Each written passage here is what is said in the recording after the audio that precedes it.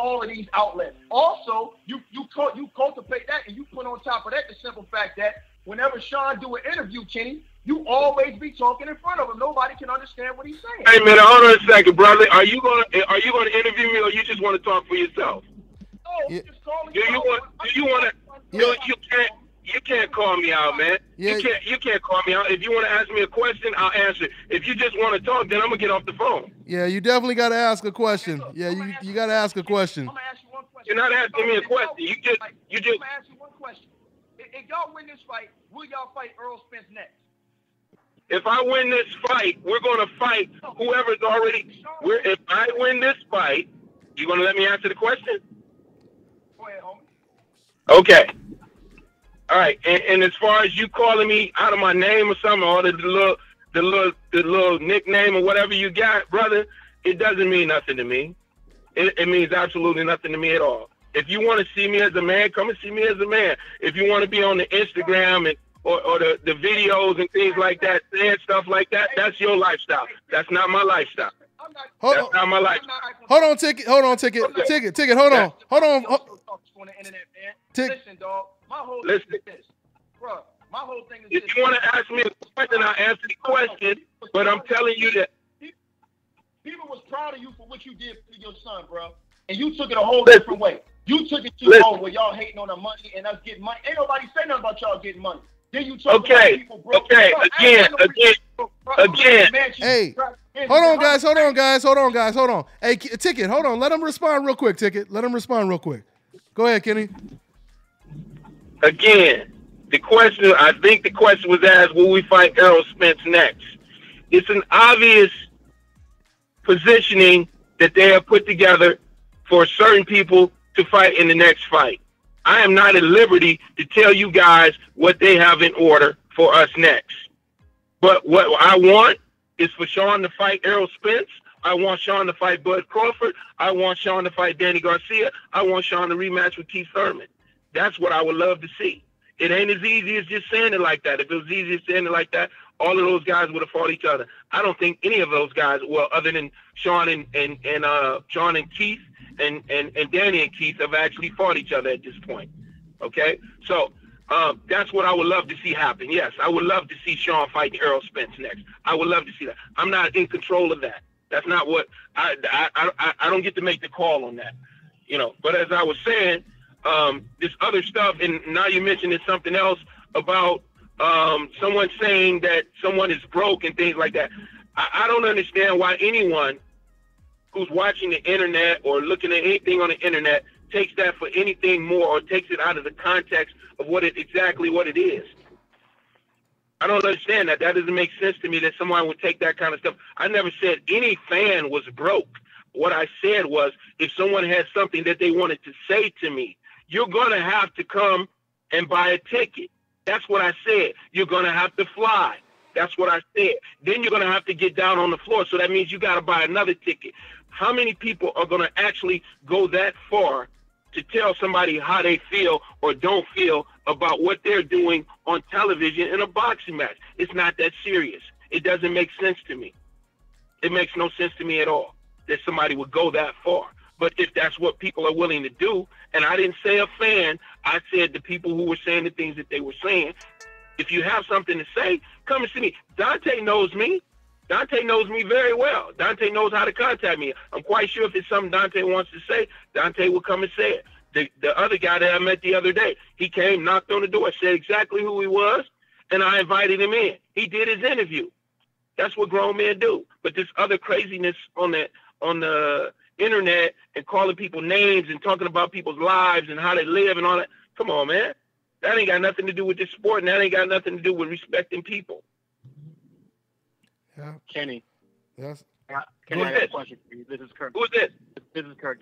This is Kirk. I'm sorry. Who am I speaking with? I'm sorry. Who am I speaking with? This is Kirk. He's one of my panelists, Shawn. He's a boxing writer. A panelist. Yeah. And your name? Your name? Kirk.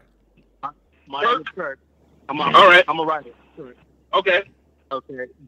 Do you feel like other fighters get preferential treatment over Shawn in regards to getting the matchups that you guys want to get? Dude, I never cared about it.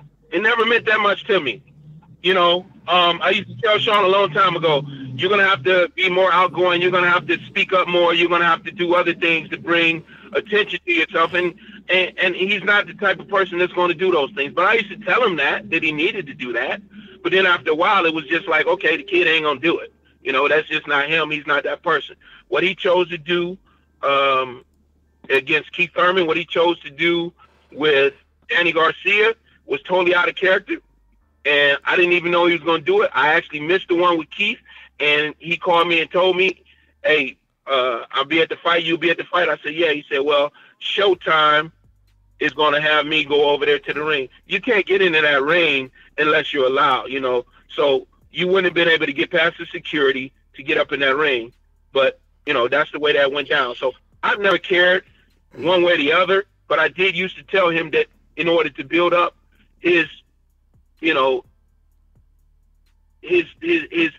basically his personality with people, that he would have to be more outgoing. But I've never cared about the preferential treatment. I can see, we beat Adrian Broner, who was a hot commodity at the time, and we should have been fighting for the WBC title. But, they moved Danny up from 140, and Danny got the fight for the title.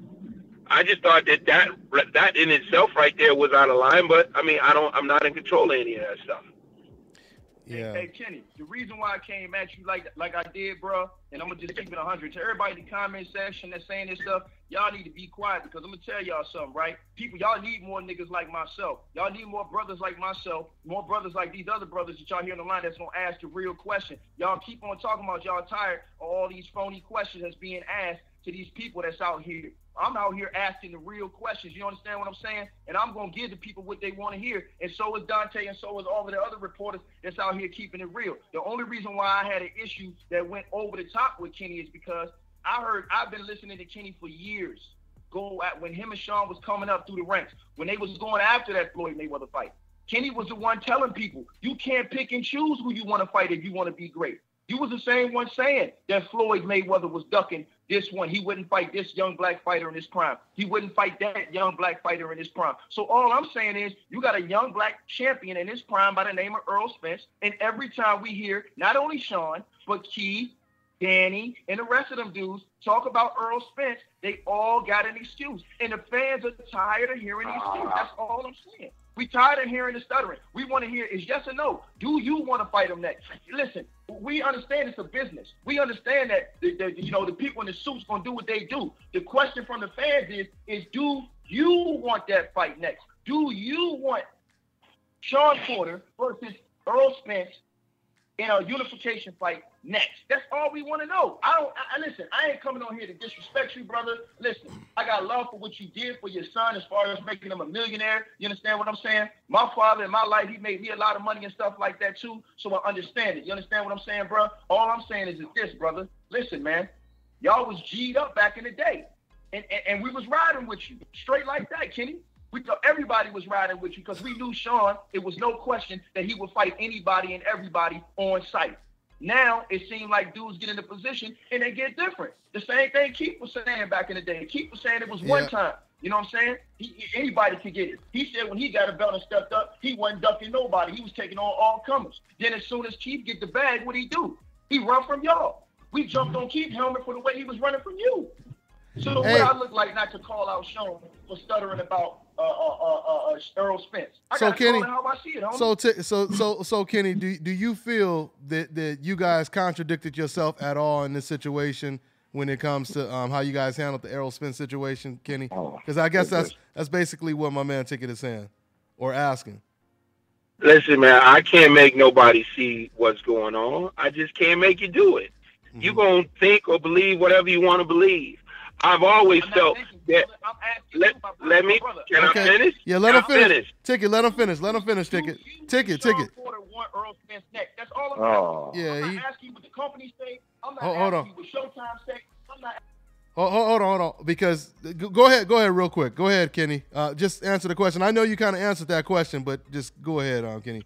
Yeah, I've always felt, and anybody that knows boxing should feel the same way, that because Mayweather had the cachet name he had, and he was the pay-per-view champion, undefeated, and rightly so, he got to choose who he wanted to fight on his pay-per-view fights.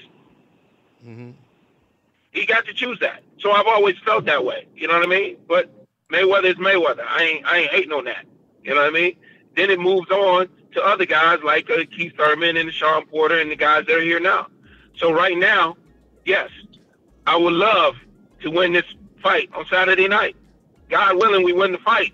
And yes, those guys that I just named are the guys that we want to fight.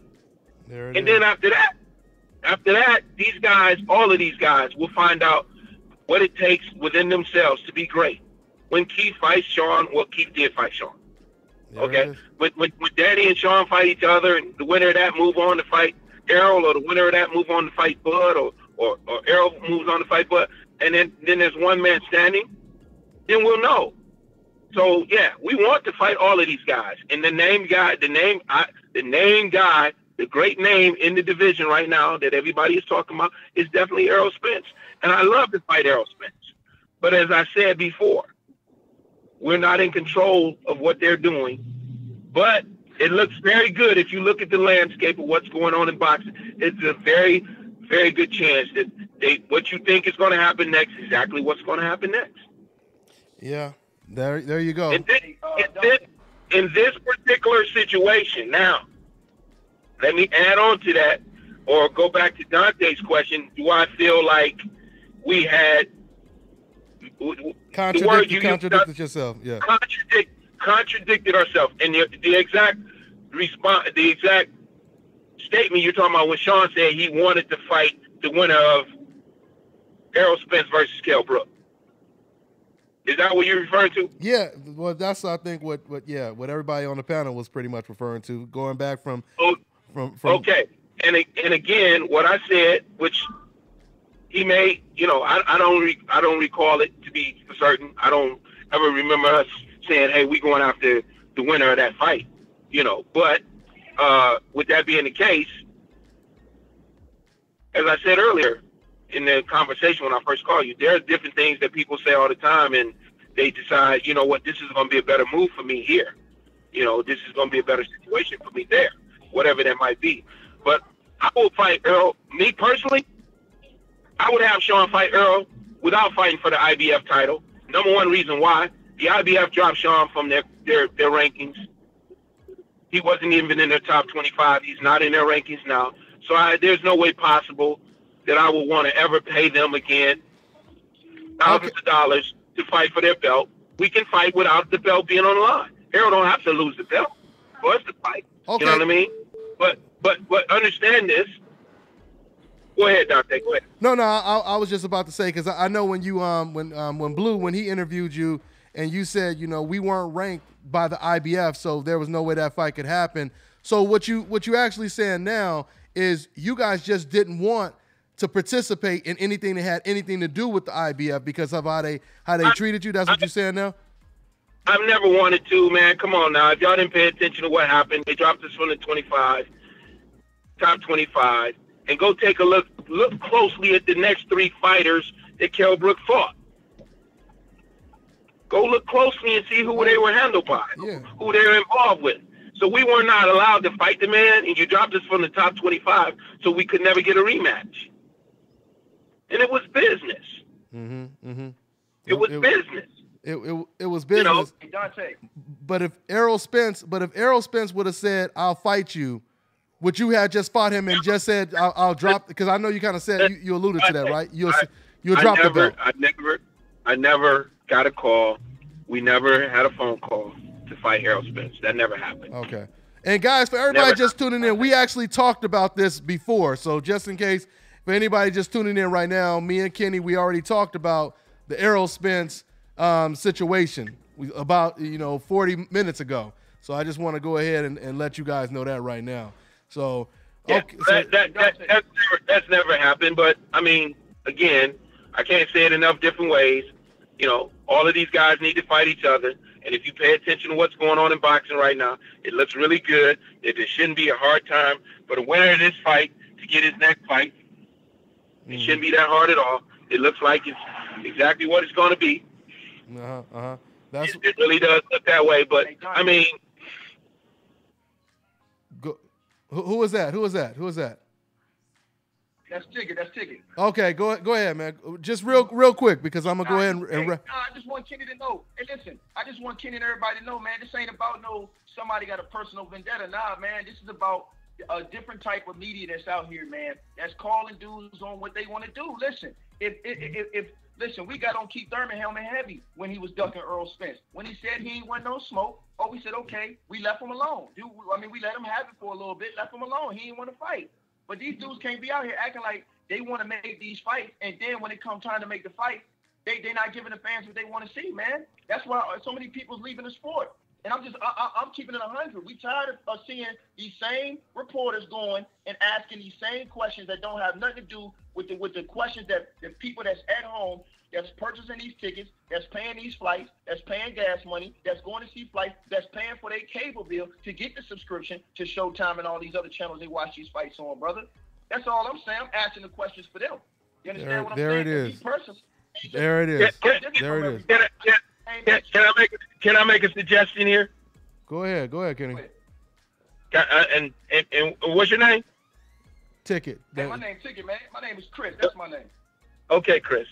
My suggestion is, when whoever it is that you're discussing this with gives you guys whatever information they think that they feel that they should give you, you either accept it or don't accept it. It's not what you want, or it's what you think it should be, whatever the question may be. But you want to build relationships with people so that you can get interviews with people. So you don't want to be offending people in that way. I'm not worried or concerned or don't feel any type of way about anything that's being said about me on the internet. And here's the very reason why. It's just like when I was a kid and I got into a fight with somebody at school because they said something about my mama. And I went home and my mama said, son, ain't nobody you getting into a fight with helping me pay a bill. Don't nobody have nothing to do with taking care of this house. So stop getting into fights about people saying things about you. So that kind of stuff doesn't bother me. I'm not bothered by that at all. The question or the answer may not be, what the boxer or the person with the boxer wants to answer, and the answer you get might not be the answer that you want. But it's just what you're getting, and you either accept it or you don't. But ain't no reason to go after people and try to tear people up or tear them down or say anything derogatory just to get them to respond, because I don't think it's going to work. Yeah. But that's just a suggestion. And Dante, you and I done traveled all over the world together. We done been in other countries together. Uh-huh. And you know me, if I see you, whatever, you know what I mean? And I heard you saying some things that may not necessarily be nice about us. But I don't take that personal. I didn't take none of that personal. And it's boxing talk. Right. And when it's boxing, right. And when I've had personal situations with you, I called you, didn't I? Yep, absolutely. And wait a minute, and we worked it out, didn't we? Absolutely. And then I seen you in another country, and I'm like, here, man, you need a hotel key. Here you go. You got it, right? Mm-hmm. Absolutely. Exactly. So, hey guys, if this is what it is, and Dante, thank you for the time being on the show, and the brother Chris, by the way, you know what I'm saying? I think, moving forward, maybe we can get an interview or something. I don't know how it was you was trying to contact me, but Dante knows how to contact me. So if you're trying to contact me, he can get in touch with me. Yeah. Hey, there it is. Hey, man. Well, Kenny, thanks for calling in, man. And we'll be definitely covering the fight next weekend, man. All right, man. Good luck. No, I'm not going out there. I won't be in New York. I just came back. Blue will be there. The one that interviewed you. Yeah. So. Yeah. I remember. Yeah, absolutely. So yeah, but we definitely be covering it, man. And I watched your. I did, and see again, like people say, I know Kenny watching the stuff. I don't. What happens is, I'm keeping it real with you. What happens is, this stuff pops up on the timeline. I'll read it, and if it's something that I think I might want to see, and so the brother came into my spot. He came, and I seen his stuff, and then I clicked on it. And then after that, guess what I did? I went to his site, and I clicked on the icon, so now his stuff pops up all the time. But there's just a couple guys that I look at, and Dante was always somebody I looked at. So That's why yours popped up on my phone. Yeah, you got it, brother. That's what's up, man. Hey, well, once again, man, good luck next weekend, man. And we'll be talking to you after the fight, man. All right, Kenny? Gonna be a hell of a fight, man. Gonna be a hell of a fight. Yes, Gonna be a hell of a fight. Yes, it is. Gonna be a hell of a fight. Because they know what the prize is. They know what the prize is. They know it's not just the victory that night. You know. Hey, Kenny, since you just said that, let me ask you this: Do you think a loss ends one of these fighters' careers? You know what? I never want to think in terms of that at all. But let me say this, since you, again, as we discussed before, that the question may not be the question the person wants to answer, right? Uh-huh. And you might not get the answer that you want, but you're gonna get some, right? Yeah. I never think in terms of the negative. I always think in terms of the positive. So there's going to be a way, that by hook, crook, kill a brick, stump a stick, dare to bark to move, whatever, we come out of this with the victory. But let me say this. If things don't go the way that we plan and it doesn't, work out the way we wanted it to work out, of course the kid got to make a decision based on what he thinks is best for him. But I think that, again, because of those top guys that we talked about, and again, I'm not conceding anything. Please don't make this out into anything less. I'm just trying to answer the question for Dante. Mm-hmm. Yeah. I think because we talk about those top guys are still viable fights for these two guys. There's still great fights there for a Danny against Bud Crawford or Danny against Errol Spence. There's still great fights there for an Errol Spence versus Shawn Porter, an Errol Spence versus, a Shawn Porter versus Bud Crawford. And one of the great reasons is styles make fights. Absolutely. Shawn bringing a different style. Shawn bringing a different style against an Errol, or Shawn bringing a different style against a Bud Crawford in comparison to maybe some of the other people that they fought. So, yeah, I don't know. It's not. These guys still have the ability to be great and fight great fights against great fighters. Hey, Kenny, but before you hang up, right, I want to ask you, since you was on that topic, right, this is Blue that I came to the gym. I got you. I know your voice. I watch you. I watch you. All right. So I was, I had asked, I don't remember if I asked you this, but I know I asked Shawn this, right? As I was saying about the golden era, everybody speaks about with the Hagler, Hearns, Duran, that Leonard, that era. And I know you witnessed that era. This era, I believe we have, I believe we how could I say it? We're not looking at them as that era because, we look at the legends as, they untouchable. But in this era, like to piggyback over what Dante was just saying, the loser is their career over. But we saw Hagler, Hearns, those guys round robin, fight each other, lose to each other. Is that this type of situation that we have here? And again, relevant because those guys were still relevant. Again, as I said before, I don't expect these guys to be in the same conversation with them. But as we look at this era compared to that era, these guys can be those type of guys of this era. Right. Does that make sense? Yeah.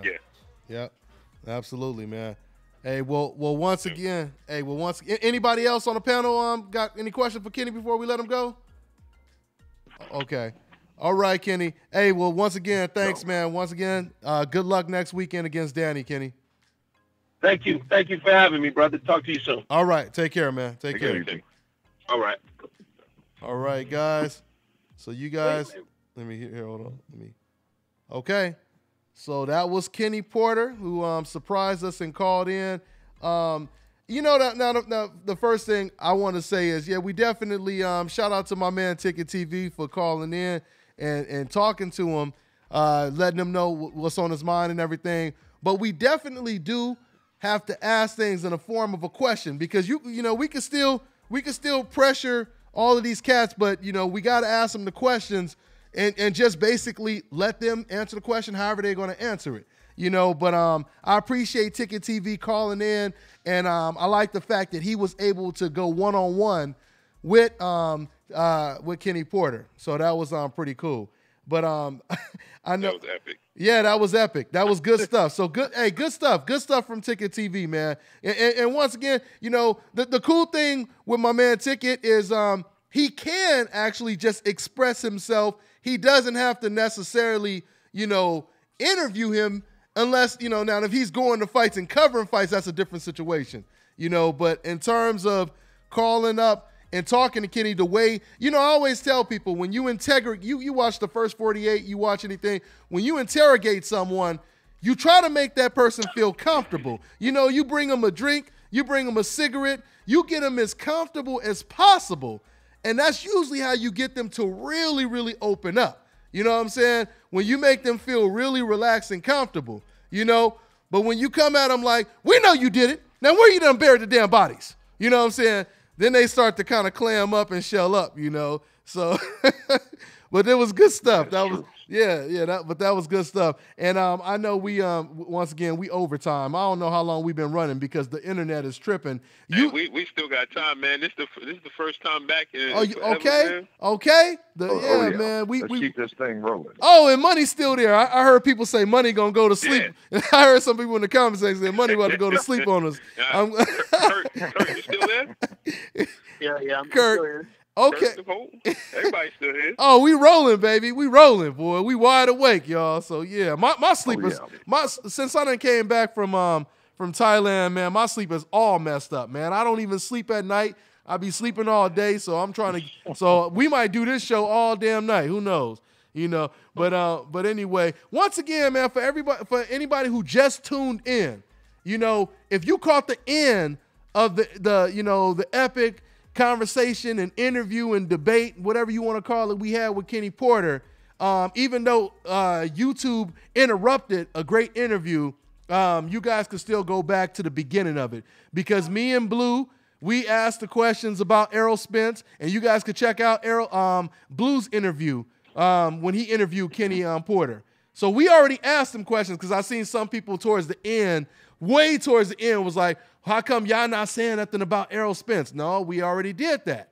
Y'all got to watch the whole interview. So, and definitely subscribe to my man Ticket TV. Subscribe to my man Ticket TV. He does have a YouTube channel because I heard somebody or I seen somebody in the comment section asking if Ticket TV has a YouTube channel. So subscribe to my man Ticket TV. Once again, Ticket, thanks for calling in. We're going to try to take another call, man. We're going to try to take another call. But before we take another call, I want to talk real quick about Ryan Garcia. Hey, Money, you there, right? Yes. Hey, so Ryan Garcia, he just got another win. Congratulations to Ryan Garcia. What did you think about his performance, and what do you think about him still, on this collision course with Gervonta Tank Davis? I'm glad that he got the win. He has the charisma to take him a long way. But he still needs to work on some things in reference to his foundation of building his house where it's real strong. So just in case if a storm comes along, he can withstand. Because what I saw in that fight last night was a kid who felt uncomfortable with a person that would exchange with him. And he got caught in the seventh round, he got caught with a good left hand to the body. And he, you can tell he was visibly hurt, but he knew how to hold, and sometimes when you have someone young like that, he's only 20. See, some people sometimes forget this stuff. He's only 20 years of age. Yeah, he knew how to hold. That's a good thing. But when he got hit with a jolting jab to the jaw, I mean, it buckled his legs, and I was really worried. I said, oh, man, this doesn't look good. So all of the talk about, Gervonta Davis and whatever, all of that just is on ice now. It's about, okay, let me go back to the table and work on some fundamentals. He needs to keep his chin down because a good overhand right will catch him short going back. So, and it's a teaching moment. It's a teaching moment. Yeah, it's okay. And he got the win. And so, and go hopefully, ahead. I'm sorry. and money. Hopefully, somebody around him is telling him the exact same things that you saying right now, because this can't do nothing but help him, right, Ryan? Right, money. Right. Yeah. Mm-hmm. That's right. And sometimes he even his camp has to realize sometimes you have to take a fighter down a notch. You got to keep those rings. You got to rein them in. Put those rings on them. Bring them in. No. Look, you have time to develop. When you look at someone like Jamal Charlo, if you look at him now versus him 7 years ago, he's not the same guy. This guy was built over time. His brother was built over time. Errol Spence, built over time. So sometimes some of these fighters fail to realize, if you go out there and you put yourself out there early, you go fight someone that's a big name, it's hard to go back to these other fights that can build you along the way. Now you have this learning curve. You have to get hooked on phonics real quick. Because if you can find yourself out there, let's say, you will. And you find yourself out there about to fight for a championship, or better yet, you fall for a title. Okay, from now on, we're going to put you into the Sharks now. The Sharks are going to be surrounding you. You can't go back. Yeah. So you have to make sure before you step out there, you're ready. Yeah, absolutely. So just great. Yeah. You gotta wonder if someone is working at him, as you said, because he's not ready for guys like Gervonta Davis right now. No. Because he definitely struggled in this fight, and he even struggled a little bit in the previous fight. And he's very fortunate that the referee let him get away with the excessive holding and didn't penalize him for that, because he holds a lot. Yeah. And I go ahead, Blue. He's barking up the wrong tree, man. He needs a lot of work. Me personally, I don't even forget Tank Davis, man. I don't see him beating Devin Haney. I don't see him beating Teofimo Lopez. I don't see him beating Shakur Stevenson. I don't see him beating none of those guys, man. He has, sometimes we could get fooled by somebody having quick hands and the Amir Khan effect, and sometimes that overshadows the issues that they have. So a lot of people see them, Zab Judah, those fast hands, Amir Khan, people see those fast hands and they get mesmerized, and all of a sudden you're ready to throw them in the ring with Floyd Mayweather. Yeah. No, man. And it's the same situation with this guy, man. People see him on Instagram, hitting the bag and looking at the camera, and and I blame this on Floyd Mayweather, man, because his training methods, his pad work, him hitting the speed bag and looking at the camera, and everybody think that translates into wins. That don't translate into wins. That's fool's gold. That's a great point. And this guy, he has quick hands. He counters. He's a good counter puncher, but his feet and his hips don't move. Yeah. And once he get in danger, he goes straight back in the line. And I mean, to see this dude get hit with a jab, I had people coming on my channel saying I'm picking on a kid. No, he's the one on Instagram calling these people out. I don't care whether he's 20 years old. He's 20 years old. He's a boxer. He's a professional boxer. He's 20 years old, right? And he's calling out other professional boxers. Point blank and period. Absolutely. So guess what? We watched this dude get hit with a jab, and I watched his legs get buckled from a guy that only has 6 knockouts in 23 professional fights. And this guy buckled him with a jab. And if you think that you're ready to put this dude in a ring with a Gervonta Tank Davis, that will be the last time you witness him in a boxing ring. He will get folded up like laundry. Man, absolutely. And put in the closet. And did you see when the guy was coming forward, when Corrales was coming forward, and just giving him a feint, and he would go completely in the shell and look at the canvas, and the dude was just hitting him with body shots. No, man, that dude needs a lot of work, man. Lots of work, man. And once he fights very stiff. Yeah, and very stiff. And once again, well, Oscar's going to put the brakes on that anyway. So.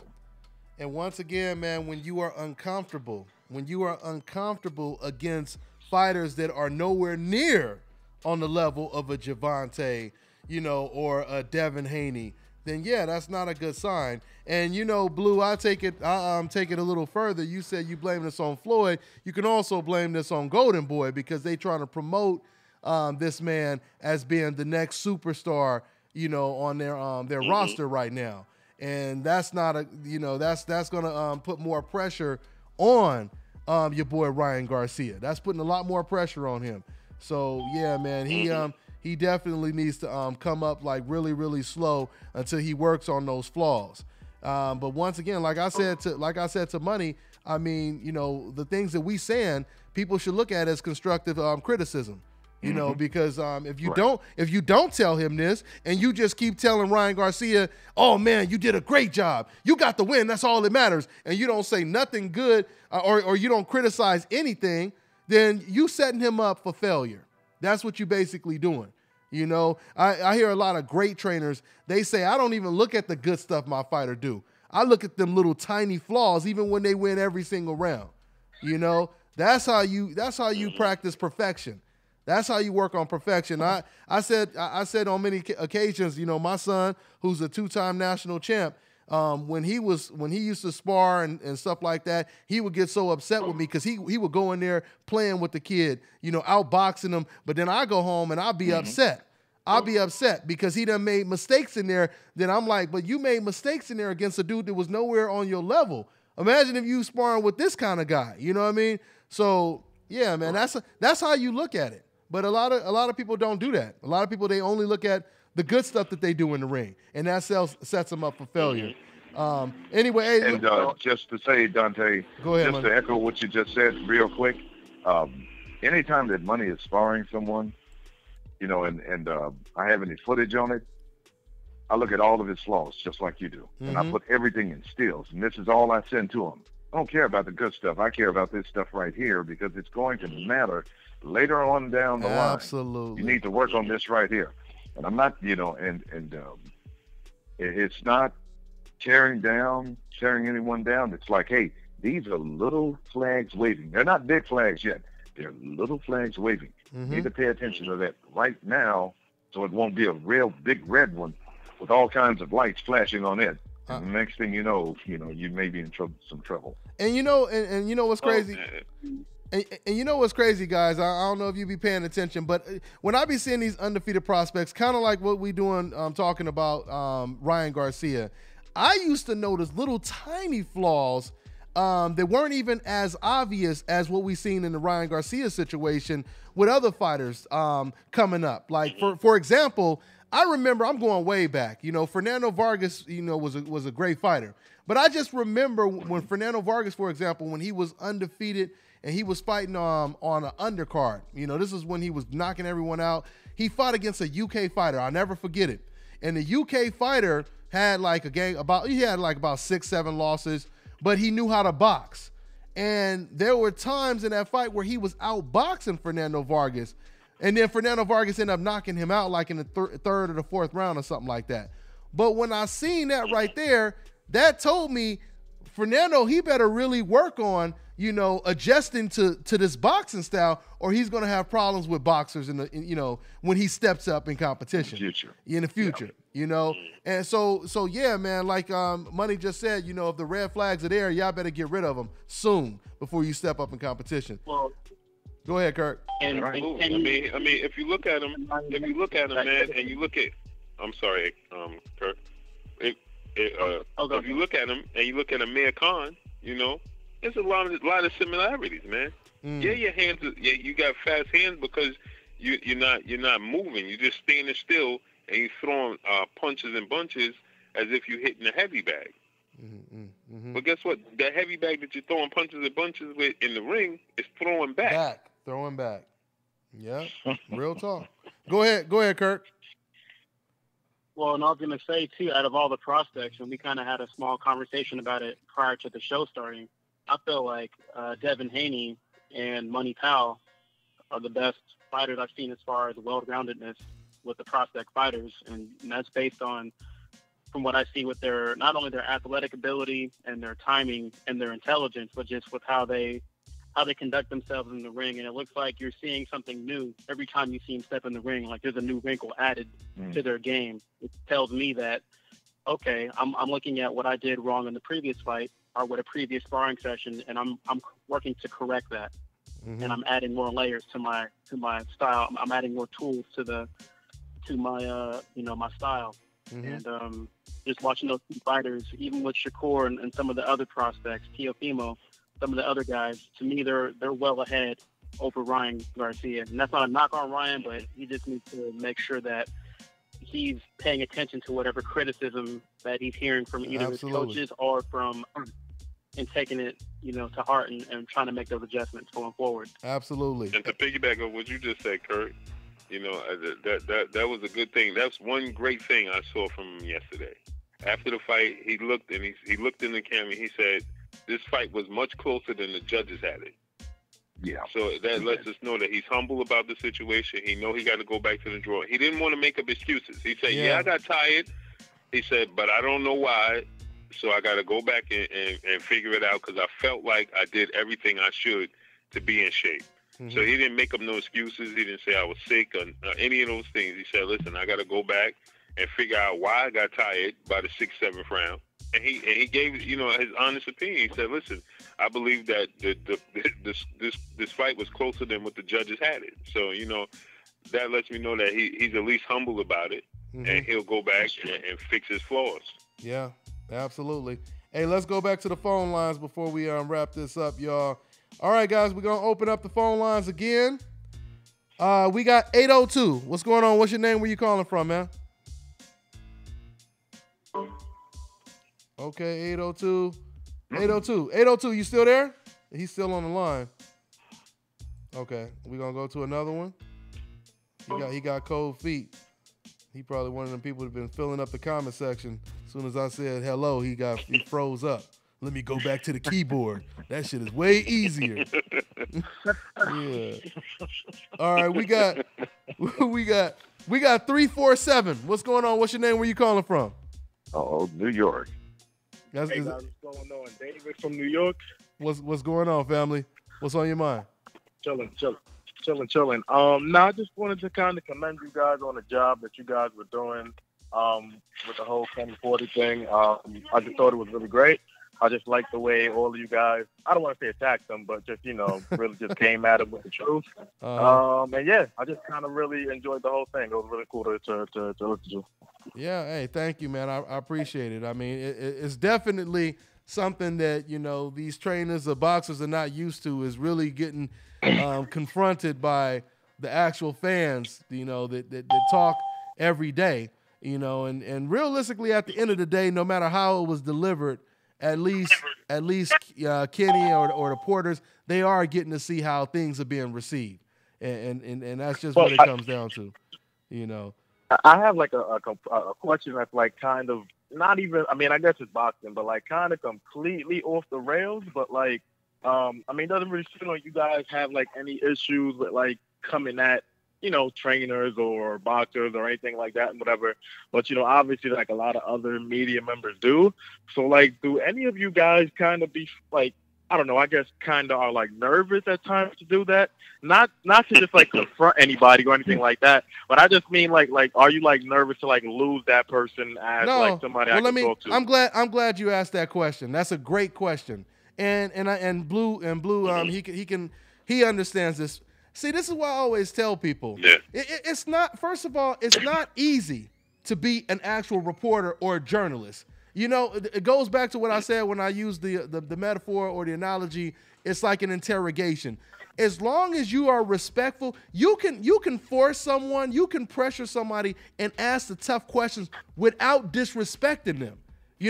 Like for example, when I approached Mikey Garcia, and Mikey Garcia, he made, he called, basically posted Donkey Kong, implying or insinuating that Adrian Broner was Donkey Kong. No reporter asked him that question.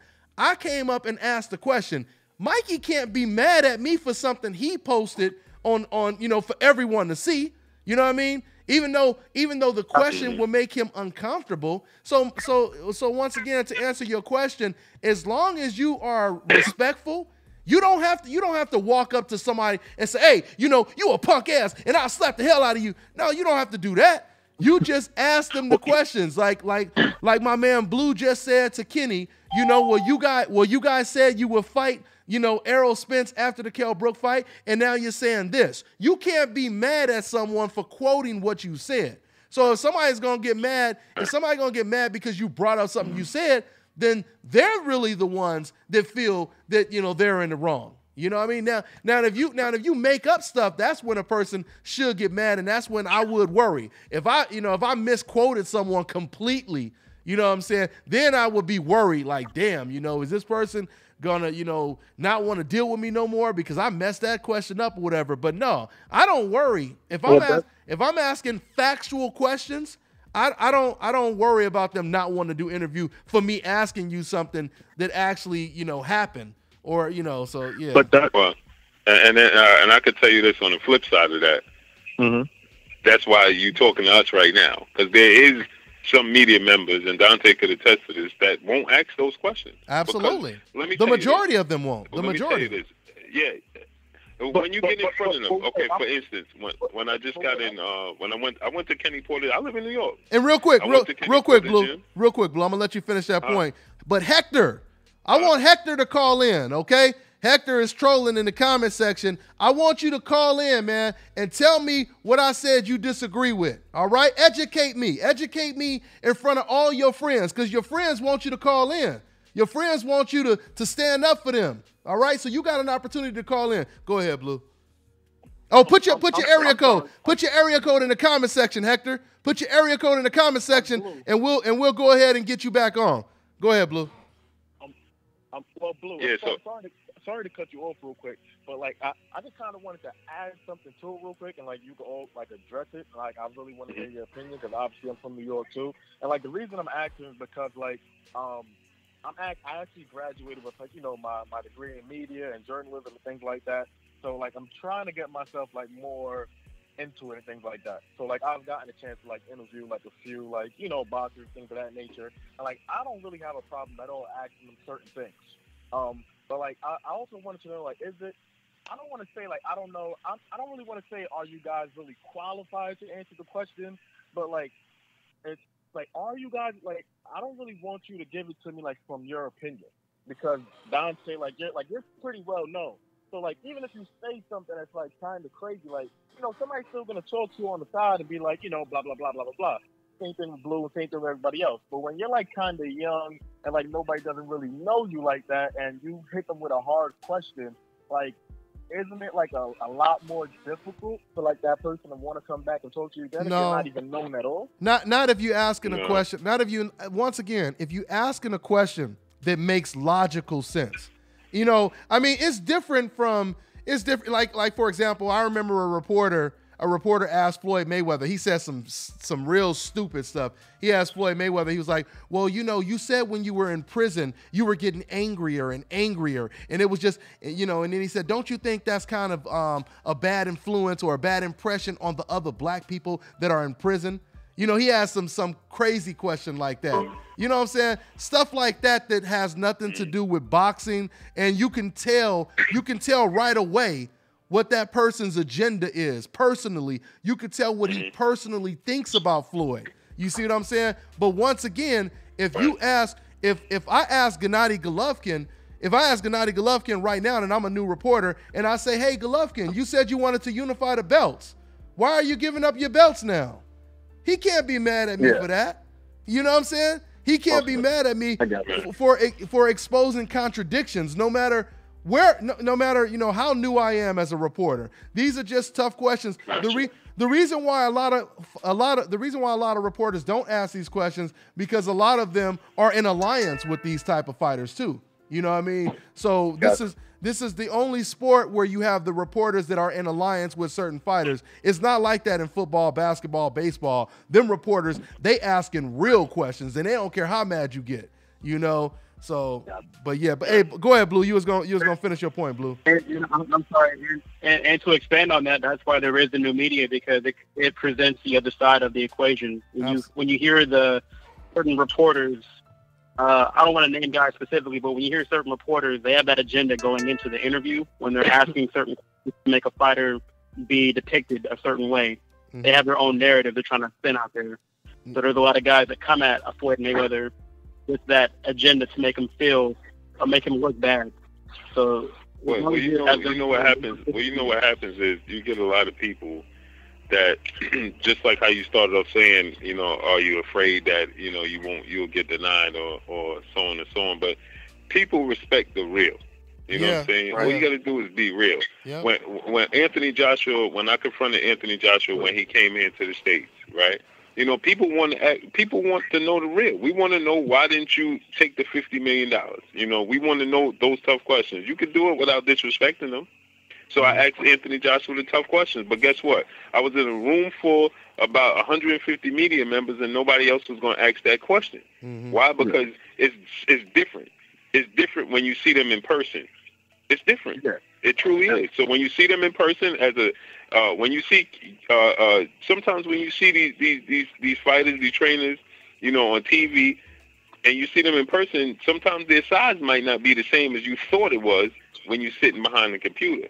Mm-hmm. Sometimes their body language might not be like you thought it was when you were sitting behind the computer. So it's a total different thing when you're in the field, and so that's why we are new media, and we are, you know, doing things different, because, you know, when you see that when the certain people at these so-called mainstream media places, you know, their body language is totally different when you see them in person, man. Mm-hmm, mm-hmm, and you can't be like that. You know, if we want to know why Anthony Joshua is not taking the fight with Deontay Wilder, guess what? When I see Anthony Joshua, I don't want to know if he's single. I want to know why he didn't take the fight with Deontay Wilder. Real talk. You know, we had people actually asking Anthony Joshua. I mean, we've been waiting for this dude to touch U.S. soil for how long? Mm-hmm. Now he finally touched U.S. soil, and people want to know if he's single. I don't care if he's single or not. Yeah. How's the new baby? How's the weather in the UK? Right. You know, Well, you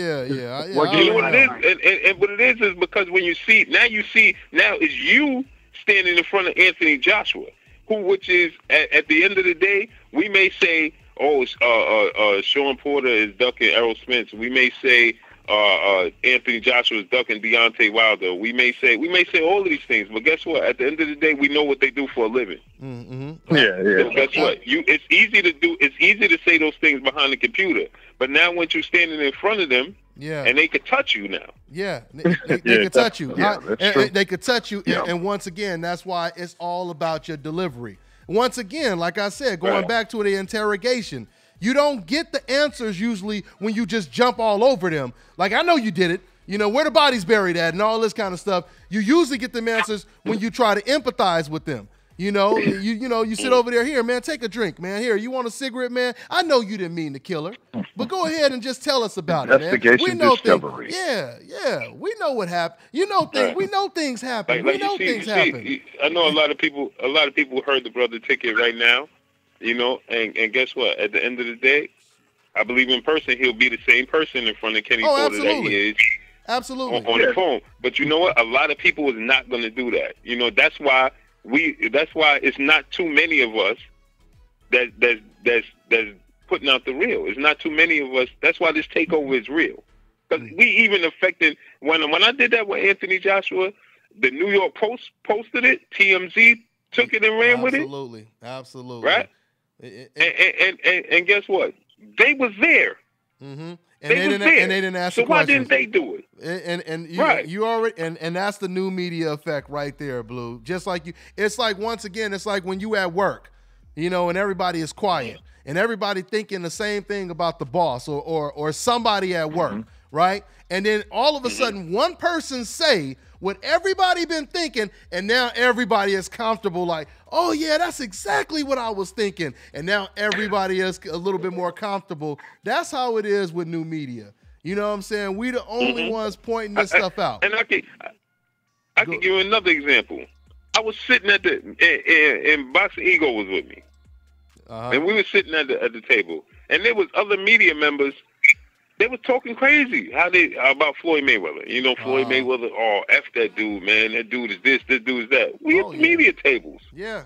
Right? And when Floyd stepped in the building, this is a fact. When Floyd stepped in the building, man, I heard media members asking that dude to take a picture with him. Oh yeah. They super fake like that. Just like once again, these be the same fans that be way at the top booing you, be the same ones that take a picture with you. You know, at the end of the day, I mean, because see, at the end of the, and all that proves right there, though, Blue, is that they personally don't like Floyd, but they know deep down how great he really is. But they can't speak on that because they have to be loyal to, you know, to the gang that they represent, basically, because that's what it is at the end of the day, is a gang. Hey, real quick, one more thing with that, right? Hold on. Let me touch on one more thing with that, Dante, real quick. Go ahead. When people, a lot of people talk crazy about Eddie Hearn too, right? And when Eddie Hearn sees me, he's already prepared. He always addressed me. But guess what? I want to tell a lot of people, when you see Eddie Hearn is just as big, is just almost as big as Anthony Joshua. So when people be thinking, when they talking in this computer talk and all that, when you see Eddie Hearn in person, he's just as almost as big as Anthony Joshua. And I think a lot of people freeze up when they see him in person. He's not how he look on TV. He's a pretty tall guy, man. Oh yeah, I mean, the guy has to be at least 6'4.5", 6'5". You know what I mean? It throws people out. It throws them for a loop. When you see him, you're like, whoa. Yeah. When I'm interviewing him, I'm talking to him. I'm always looking up at him. Yeah. Oh yeah. Oh, he a big dude. I definitely. Hey, I definitely appreciate all of you guys. You know, all of your input. I mean, hopefully one of these days I'll be in your position, trying really hard. So, you know, hopefully it'll get there. So I really appreciate your time. Hey, thanks for calling in. I forgot he was even still on the line with us, man. I know. Hey, hold on. So Hector didn't call in. So now we got Gustavo Nunez, who I guess he want to rep for Hector. Hey, Gustavo. I see he keeps saying pick up the phone, homie. Pick up the phone, homie. Hey, put your area code. Put your area code in the comment section, homeboy. We're gonna put you in the front of the line. We're gonna go ahead and expedite you. We're gonna put you in the front of the line. All right. So Gustavo Nunez, go ahead and call in, man. I need some. I ain't gonna say it because I'm gonna scare him. I don't want to scare him. Let me stop. Don't worry, bro. We'll be gentle. We'll hold your hand. You know, we ain't gonna do you too bad. It's just gonna be a free education. Hey Dante, y'all remember that movie, The Hurricane, with Denzel Washington? When he was in the jail cell, and the CEO went to go in, and he said he had the tissue, and he put the tissue in his mouth like a mouthpiece, and he was like, "Let him in here. Let him in. He wanted to do some damage. Let that dude in here, man." Yeah. That's exactly. I'm looking while you saying this. I'm just looking to see if the dude is gonna reply. Once again, man, Gustavo, we looking for you. I hear. Yeah. We gonna give you your 5 minutes of fame. So you go ahead and call in, Gustavo. Yeah, man, these cats once again be filling up the comment section, but when we on this show. Don't none of them show up. You would think by looking at the comment section, all of these dudes would be on the line waiting to call. You know what I'm saying? That's once again, that's how you know you speaking the truth. And this is what I mean when I say, you know, when you're in a gang, it don't matter if you're doing something right or wrong. You're gonna be loyal to the gang. If you over here shooting up funerals or you doing the worst dirt in the world, you're gonna be loyal regardless if it's wrong, right? And that's how a lot of these decafs are. They know that they dead wrong when they sit over here filling up the comment section saying all kind of crazy stuff, but they have to be loyal to their agenda. That's why they don't call in, because they're like, no, I ain't gonna call in because Dante gonna be speaking the damn truth, and I ain't about the damn truth. You know, that's like garlic. That's like garlic and holy water for me. You know what I'm saying? We try to stay away from that. So. You know, that's that kryptonite. The truth is kryptonite. That go back to what we was just talking about. It's in the same boat as what we was just talking about, man. These dudes, they got the Twitter fingers, but now they get a chance to voice the voice with you, man. Yeah. And they don't want that smoke. They don't want that smoke. I'm. You know, Go ahead, Money. No, I'm sorry. I believe in building good, strong relationships with people because it will take you through doors that other people may not be able to get through.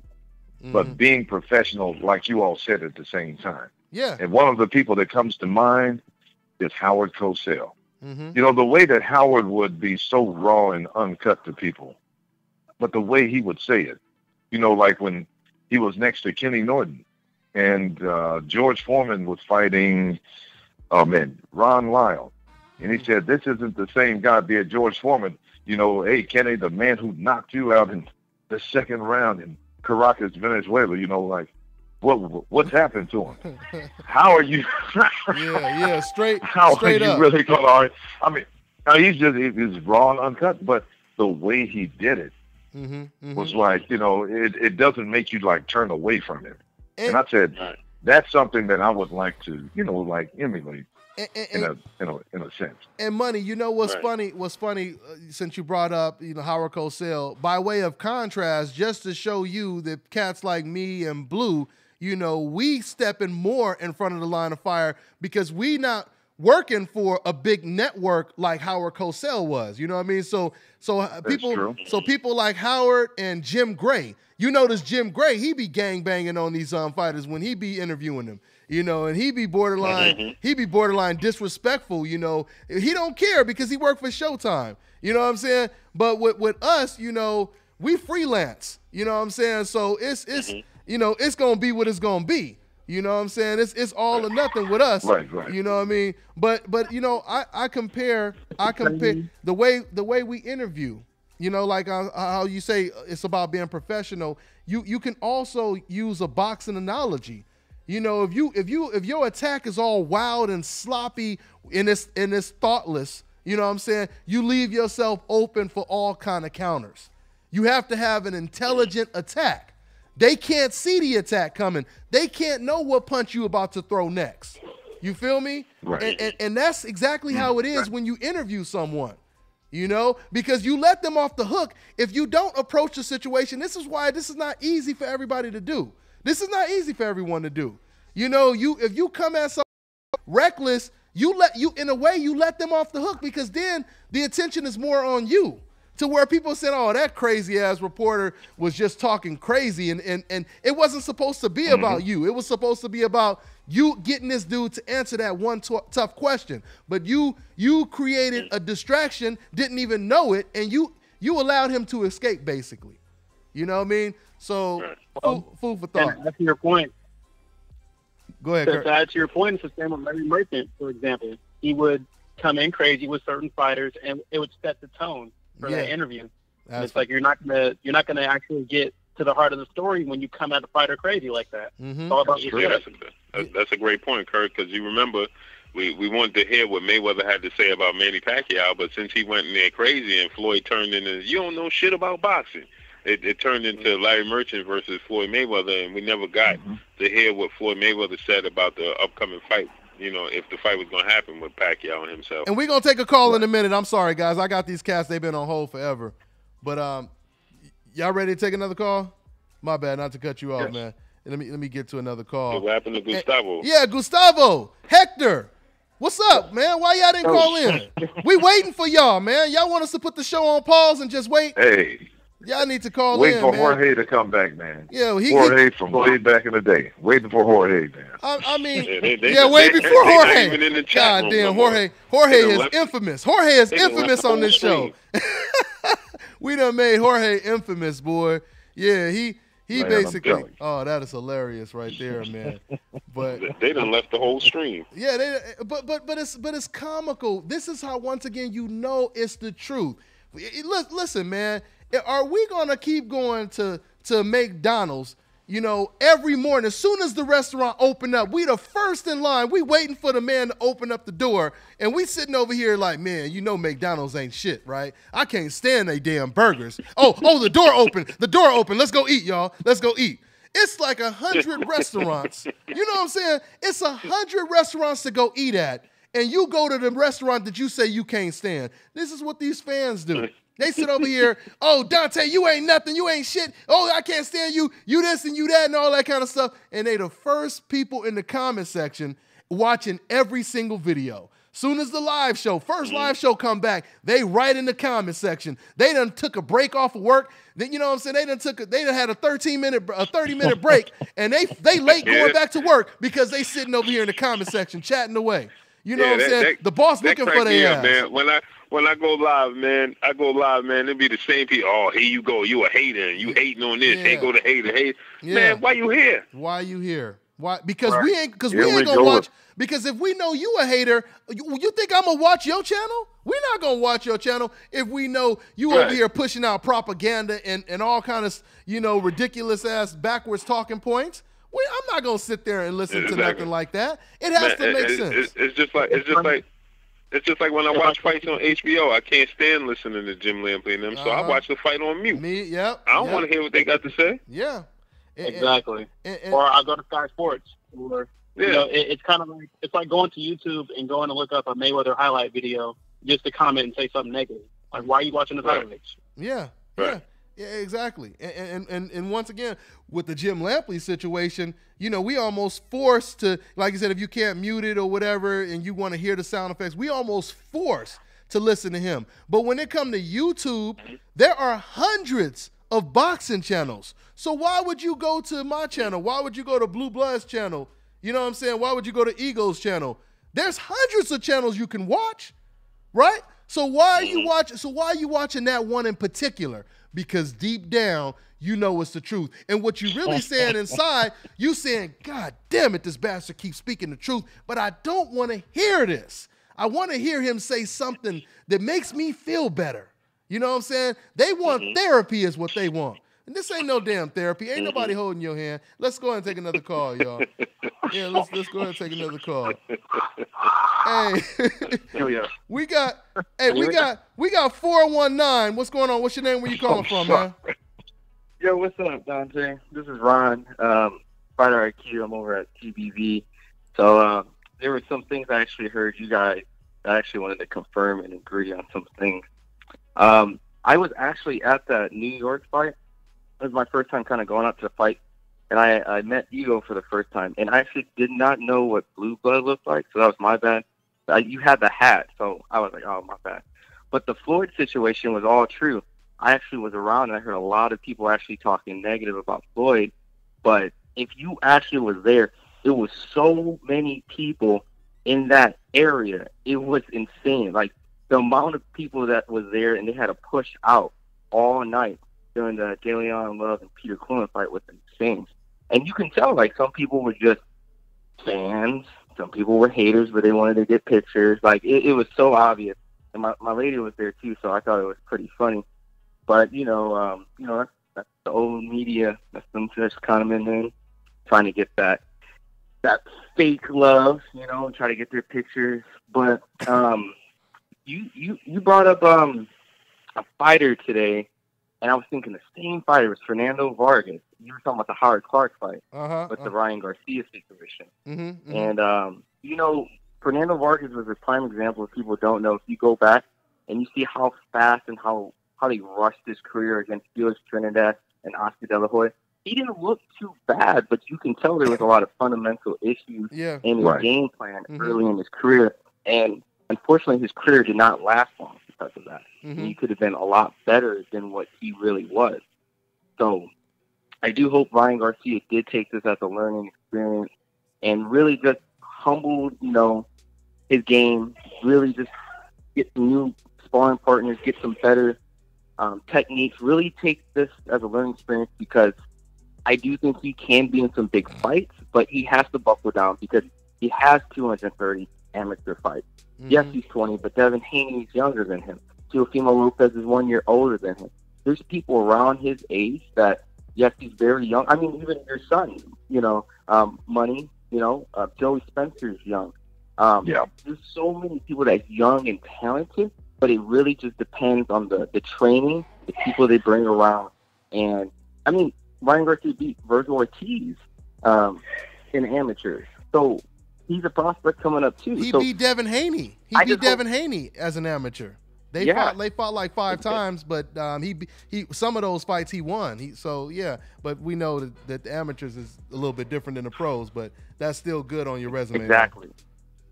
But he has what it takes. But this is where he really needs to buckle down and really just take some of that marketing business stuff, because it is a business, and really just go, you know what, I really need to just figure out what I need to do. And this is it. The boxing community gave it a chance twice, a couple times, and now we really want something out of him, seeing the fact that now all the attention was on him. Yeah, and once again, Golden Boy putting a lot of pressure on him. Go ahead, keep going. Oh, but that was just kind of my whole take on that whole situation, and I just wanted to say what up to you guys. I'm gonna try to come up to that fight, money out in California to show support, stuff like that, and I will come up and say what up to you, Blood, because I didn't know what you look like, but I'll look for the hat at the next media session or whatever. But all right, guys. Definitely.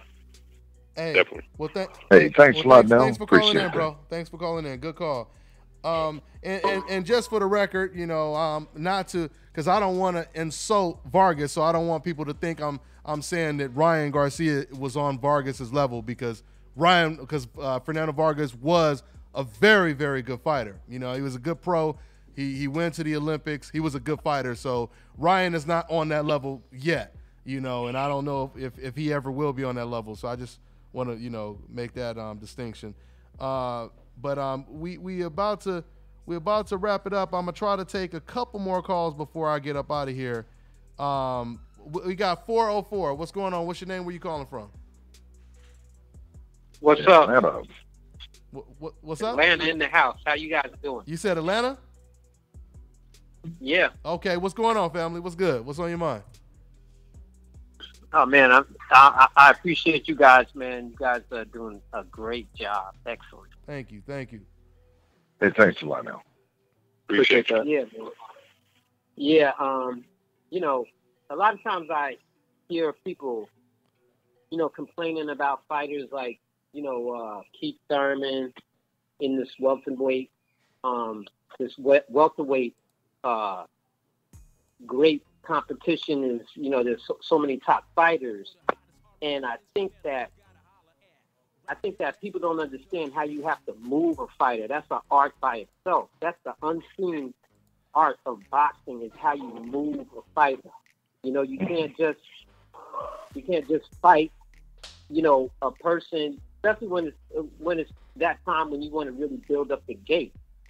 And I thought Thurman was getting a lot of heat because he stepped out for a while, and I said, but if you remember, Floyd kind of stepped out too. He had to let his body heal up a little bit, and I think that's really what happened to Thurman.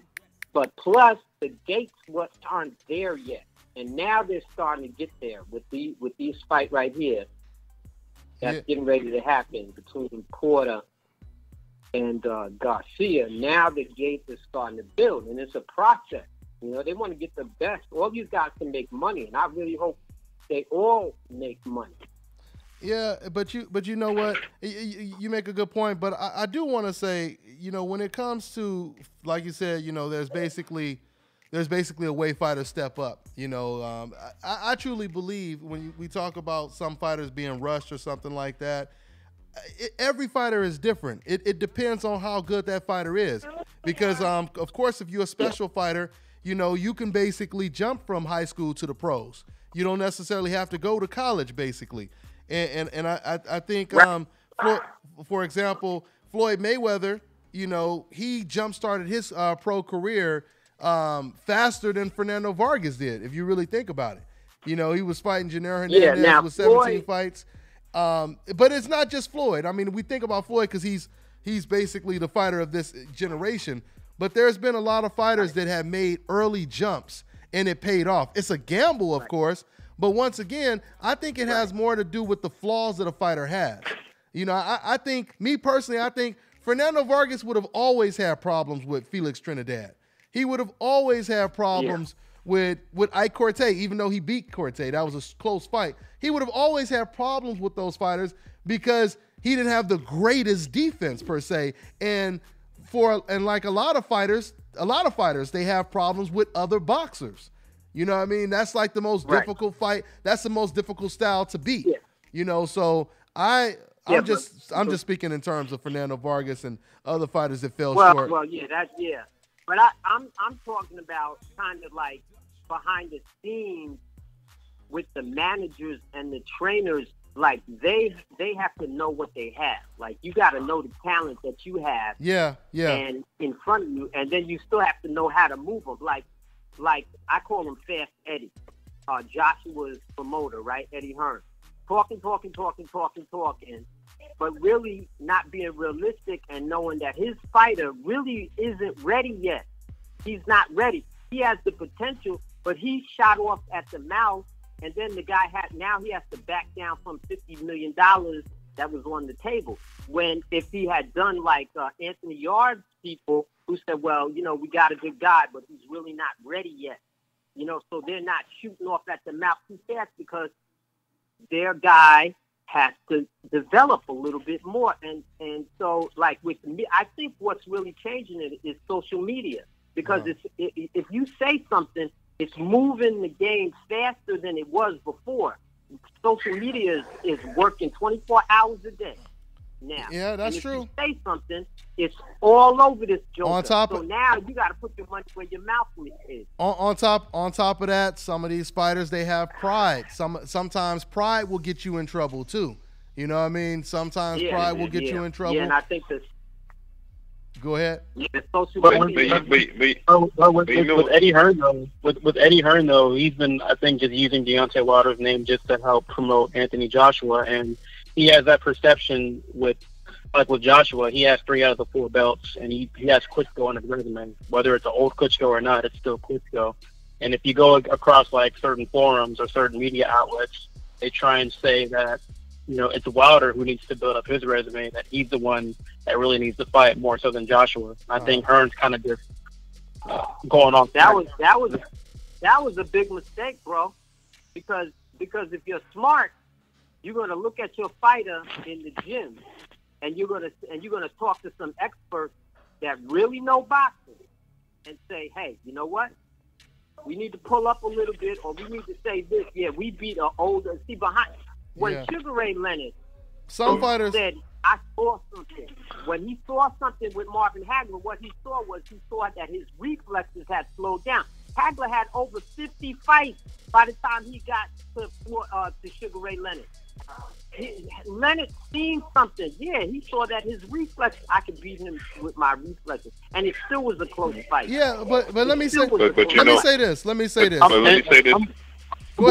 with you on that. I think Eddie Hearn knows that Deontay Wilder can beat Joshua. There's a great chance of that just based on the style and the lack of head movement. I think they know that, but I think it's more so that there's the perception that Anthony Joshua is making things happen. From if you hear from Sky Sports, you know that's the perception, that's the agenda, the narrative they're portraying. And it's like they can lead Deontay Wilder on this long goose chase because that's what they've been doing as of now. I mean, if we're going to be real, this fight should have happened already. It could be happening now, but they're going to go off. Yeah, and not to mention that's a good idea that what you're saying. But guess what? In some divisions, that just don't work because you can only hide your fighter but for so long. So in the heavyweight division, he can't. It doesn't matter what Joshua. See, what they did was they ran and snatched up all those straps that fast, and it put the spotlight on him. So now he can't run. You unified heavyweight champion. We don't want to see you fighting Carlos Takam. Now we need to see you fight because you done picked up those straps and you sold 80,000, 90,000 seats. So the only there's nothing else for you to do but to fight these other champions. Yeah, we no longer want to see you fight. But Blue, this is gonna for him to go ahead and fight him because he would have been okay. Even if he got knocked out, he would have been okay. Yeah, well, I mean he already said that he wants to be the next Floyd Mayweather. Well, he didn't say he wanted to be the next Floyd Mayweather, but he said he basically looks up to Floyd Mayweather in terms of his financial success.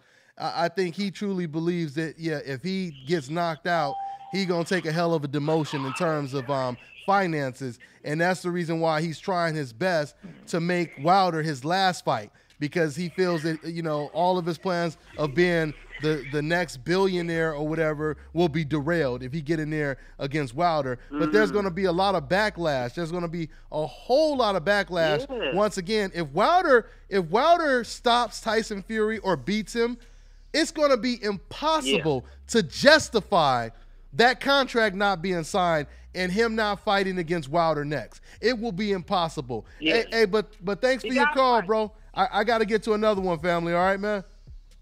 All right, man. Not to mention, Dante. Thanks, man. Dante, not to mention, now it became impossible for them to offer him some nonsense ass contract. Yeah. Now they're gonna have to. He knocks out Tyson Fury. That puts Wilder in a position to. They leveled off now. Eddie Hearn did him a disservice because he didn't allow Deontay Wilder to catch up with him in star power. So now you can't say Josh was the A side definitively. Because now Joshua done beat the man that beat the man. Absolutely. I mean, Wilder would have beaten the man that beat the man. And then on top of it, so that eliminates Vladimir Klitschko because Tyson Fury eliminates Vladimir Klitschko. So then you go to the next person on Joshua's record is Joseph Parker. But then we look at Luis Ortiz, who was the boogeyman in the division and was also undefeated. He eliminates him. So, and he does great on pay-per-view numbers. Eddie Hearn did him a disservice, man. He did him a grave disservice, man, because he doesn't allow Deontay Wilder to catch up with him. Yeah. He allowed. Oh wow, that's a great point. That's a great point. Yeah, things backfired on Team Joshua. Once again, this is a big case of karma right here, guys, because like I said, this is the opponent that Anthony Joshua was craving to get in the ring before a Wilder fight. He wanted Tyson Fury. You know what I'm saying? And somebody done snatched the boy's girlfriend. You know what I'm saying? So that's basically he waited. Yeah, he waited too long. You know what I'm saying? He waited too long. He played hard to get and he lost out. Yeah. Well, and also from a fighting standpoint, you have Deontay Wilder fighting Luis Ortiz and then fighting Tyson Fury. Back-to-back tough fights. Back-to-back tough fights. Great point. Yep. Yeah. Don't you think he's leveling up as far as experience and working on his craft? So it's like you're letting him get better.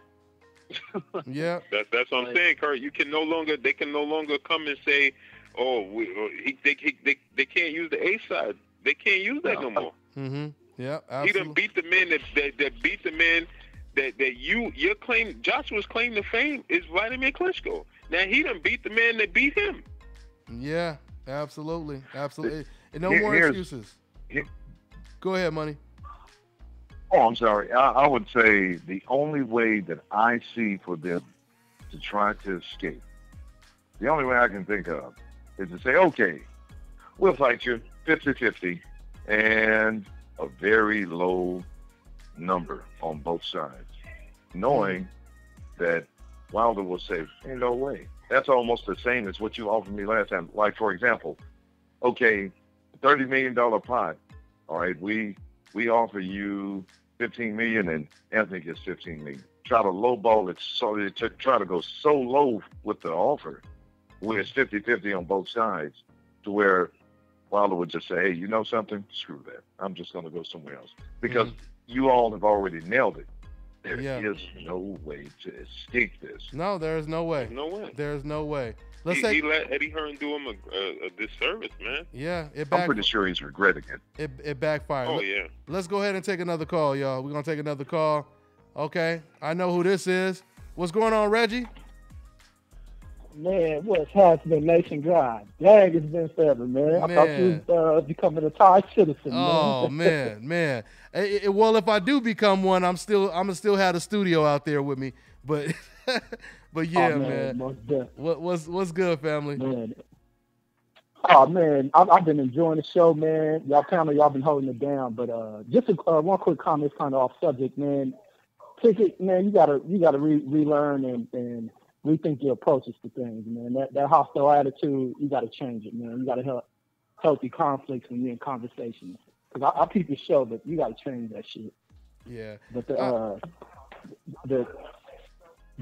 other thing I want to go into is kind of the landscape of boxing, how it has shifted and it has played Eddie Hearn with his tricks. So with the whole DAZN thing, the thing that I look at is how that's a big failure. Is the one thing that threw that off is that KSI Logan Paul thing, the thing that they did with YouTube. Yeah. YouTube has entered this market. They changed the whole app, the whole offering fights on the app. They kind of changed that. They changed that whole dynamic of stuff. People can start partnering with YouTube, putting on fights. offering fighters money. That changed everything. The boys made a ton of money off of that fight. Yeah, that's a good point. That changed a whole lot. That's a good point. And the other thing with that Ryan Garcia thing, man, the dude then barked himself up a tree, and I don't see too much happening in his career. The thing, not just with his performances, but him being that young and having these fatigue issues. Fights are only going to get tougher for the kid. Not sure what he's doing in his training. He probably needs to refocus how he spends his time on social media and kind of taking the sport a little bit more serious. But the fatigue issues at that age and at that weight are kind of an eye catcher for me. So not sure where he goes with it. Good stuff as always, Reggie, man. Good to have you back on the show, man. All right. Hey, good to have you back, man. All right. And the other thing, my last thing is that dude, what was that with the Chris Harper, the fighter that walked off the ring? What he did, it kind of depicts or gives us a real illustration of what fighters look like when they duck. It's almost kind of a parody to what AJ looks like with his whole Deontay Wilder thing. And that's what I got, man. Y'all keep rolling. Hey, now that you say that, I remember in the group chat, I said something in reference to that. Yeah, I was like, oh, that's Joshua right there. He said, oh, wow. That's amazing. That's true. That's amazing that people automatically see Joshua in that situation. But just to say something about the Harper, me and Money was talking about this. There was talks that it was a protest and he walked out because of the money situation. But then later on, Effie Ajaba, he came out and he said, man, that dude was asking me to take it easy on him before the fight. That's what he said. And it's funny, man, because I'm gonna tell you, man. I remember a long time ago when I was I covered a fight. Or I don't even know if I was covering a fight, but I was at the StubHub Center, and Chad Dawson was fighting against. It was just his return, and he was fighting against a complete tomato can, and he hit the dude one time, and the dude fell down and just didn't get back up. And then when I went to the concession stand, I seen him over there getting something to eat. And he told me, he said, look, man, he said, they wasn't paying me enough to get back up. I got my money to pay my bills and keep my gym running, in my gym or whatever. He said, so I was good. He said, I wasn't getting back up. You know what I'm saying? So that was some, that's amazing, man. That was some eye-opening stuff. This man, he openly said he wasn't hurt. He just said he wasn't about to get up and get hit no more. And that's pretty much what this dude Harper did, He said, I ain't about to get hit even with the first punch. You know what I'm saying? So, hey, but Money, I wonder, because I don't know how this works, but did he purposely walk into the ring, wait for the bell to ring? Is there some type of contract where once the first bell rings, you still get paid? Does anybody know about how that works or what? Because that's what I was trying to figure out. No, all right. All right. Quick thing. I'm sorry to butt in, but quick thing. The trainer was on there with I think it was with Black Tyson. And the thing was, and the thing was about him having these some type of mental health issues, so he had a mental breakdown. But he had an Oliver money, but that's what he had an Oliver McCall breakdown. That was part of it. But he did have some mental issues, but he was so deranged. He felt like, okay, hey, I'm a good partner, sparring partner for Deontay Wilder. Well, that doesn't mean anything on BoxRec, okay? No. You got stopped by, I forgot who it was. Then you got a draw with you barely beat someone that really wasn't all that hot. I mean, what's his name put it out there? Nate Campbell put it out there pretty well. But the bottom line is, the way that Ringstar Sports works, I don't see where these people got these numbers from, but the way that they work is very simple. You're offered a fight. Here's how much it is. If you agree to it, they send you a contract. Once you send in the contract, about a week out before the fight, they send you the tickets. And, if they have to pay for the medical, so forth and so on, they do all of that stuff. It's already written down. Where these people are getting this, he came up at the last minute, an 80% reduction of what they were going to pay him. or some even came out with some number out there, $25,000. I'm like, I just laughed. But that was a lie. The guy thought that he was owed a lot more money, but hey, Curtis, you signed that contract. You signed the contract for $6,500.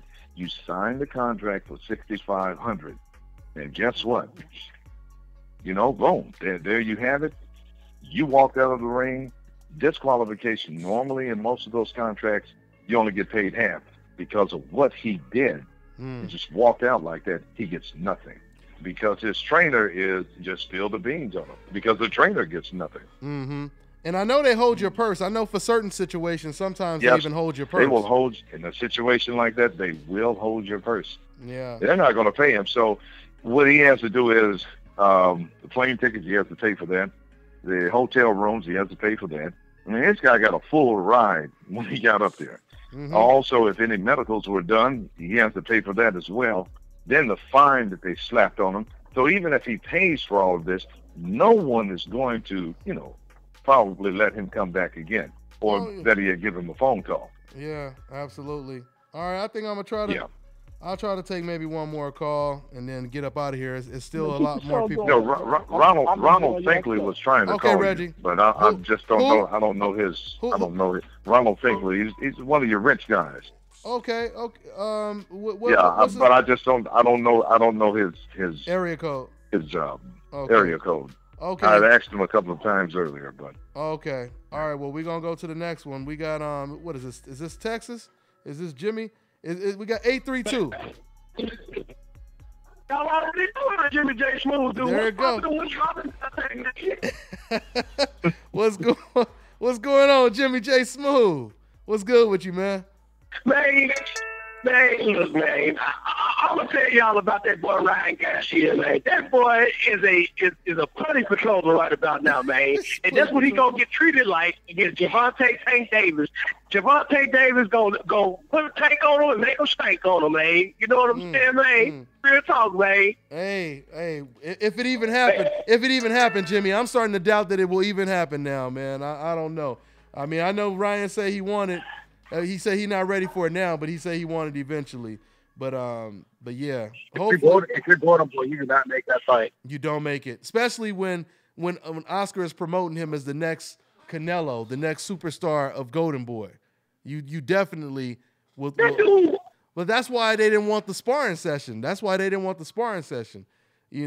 that would have destroyed. Go ahead, Jimmy. Totally agree, man, because the dude throw right hands wild as crap, man. And, man, Tank Davis, man, will put some Stank Davis on that boy, man. Right across that boy head, man. Hey, man, that dude is horrible. Where they go to get this boy from, man? Explain that to me, Dante. Where they go to get this boy from, man? You know what it is, Jimmy? They looked at his amateur background. That's what it is. I mean, realistically, Ryan, he made his name realistically off of beating. He fought Shakur Stevenson's in the amateur.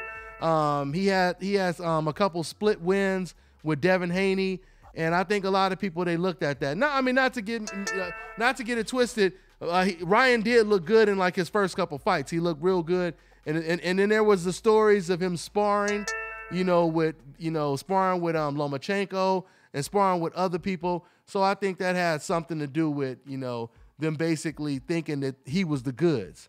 But you just never. Well, and he hasn't looked too. I mean, what's that? He hasn't looked. Yeah. He looked. He's like a young kid, and then they want to mold him after Oscar De La Hoya. Yeah. The same formula, basically. Yeah. He kind of resembles the Oscar De La Hoya, if you will. Yeah. I hear you. He's big on Instagram. Huge on Instagram. He knows how to market himself. Yeah. Yep. Yeah. He thinks he's Oscar De La Hoya, man. Mm-hmm. Far from it. Yeah. Yeah. Hey, no knock on him, but far from it. Yeah. Right. Far from it. Yeah, far from it. But hey, man. But thanks for your call, man. All right, I'm gonna get to another one. All right. Oh, that's my man Jimmy.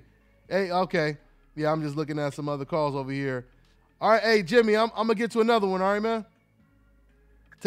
Man, y'all take it easy, man. Take care. Hey, send you. Dante, try the 804. Dante, try 804. You mean 802? Okay. 802 or 804. I got an 802 and I got a 404. Okay, 802. Okay. All right. This is 802 right here. What's going on? What's your name? Where you calling from? Okay. All right. 802 he done went back to the kitchen to check them greens and cornbread. Let me go ahead. Let me see. Sweetwater cornbread? Yeah, he got to make sure he didn't burn it. So let me go to another here. Let me see. All right. That remind me of what Adrian Broner has said, and everybody came back at it, with him, like, oh yeah, they gonna knock the greens out of you, boy. They gonna knock the greens out of you. Okay. We got 214. What's going on? What's your name? Where you calling from? Hey, what's up, Dante? I'm calling from Dallas, man. Dallas. What's going on? Yeah, man. You run. Hello, you run Rap A Lot Records or what, man? What's going on? Nah, man. I just live in Dallas, man. I enjoy a lot of boxing out here. We got a lot of talent out here. Yeah, you sound like Prince, man.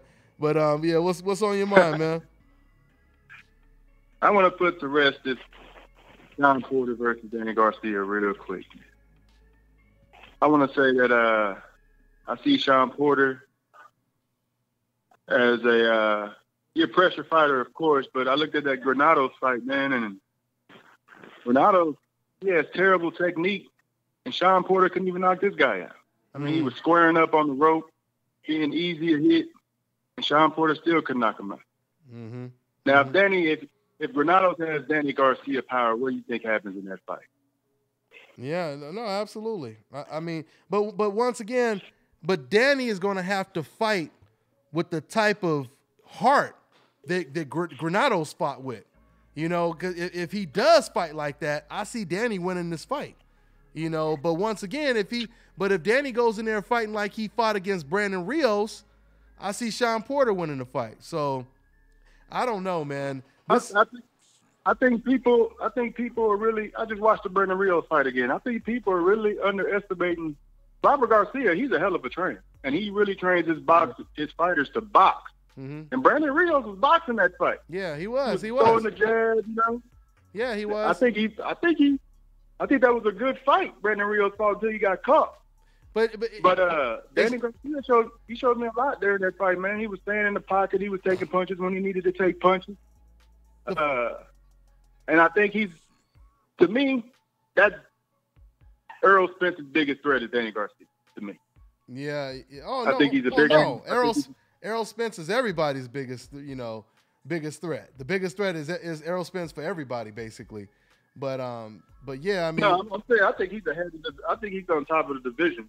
Maybe Terrence Crawford can beat him. But I think he's on top of the division. But I think his biggest threat is Danny Garcia. Yeah. Mm. And so I think Danny Garcia is gonna knock Shawn Porter out late. Yeah. You think Danny Garcia is gonna knock out Shawn Porter? You said. I think he knocks him out late. Very possible. He gets caught by the left hook. He gets caught by the left hook with everybody. He gets caught by the left hook with Kell Brook. He got caught by the left hook with Granados. He got dropped by Adrian Broner. I think he's gonna get very possible. It's that but type of fight. You know what my thing is with that? I know a lot of people say he gets caught with a left hook. Those type of fighters are not flat-footed like Danny Garcia when he's in their chest.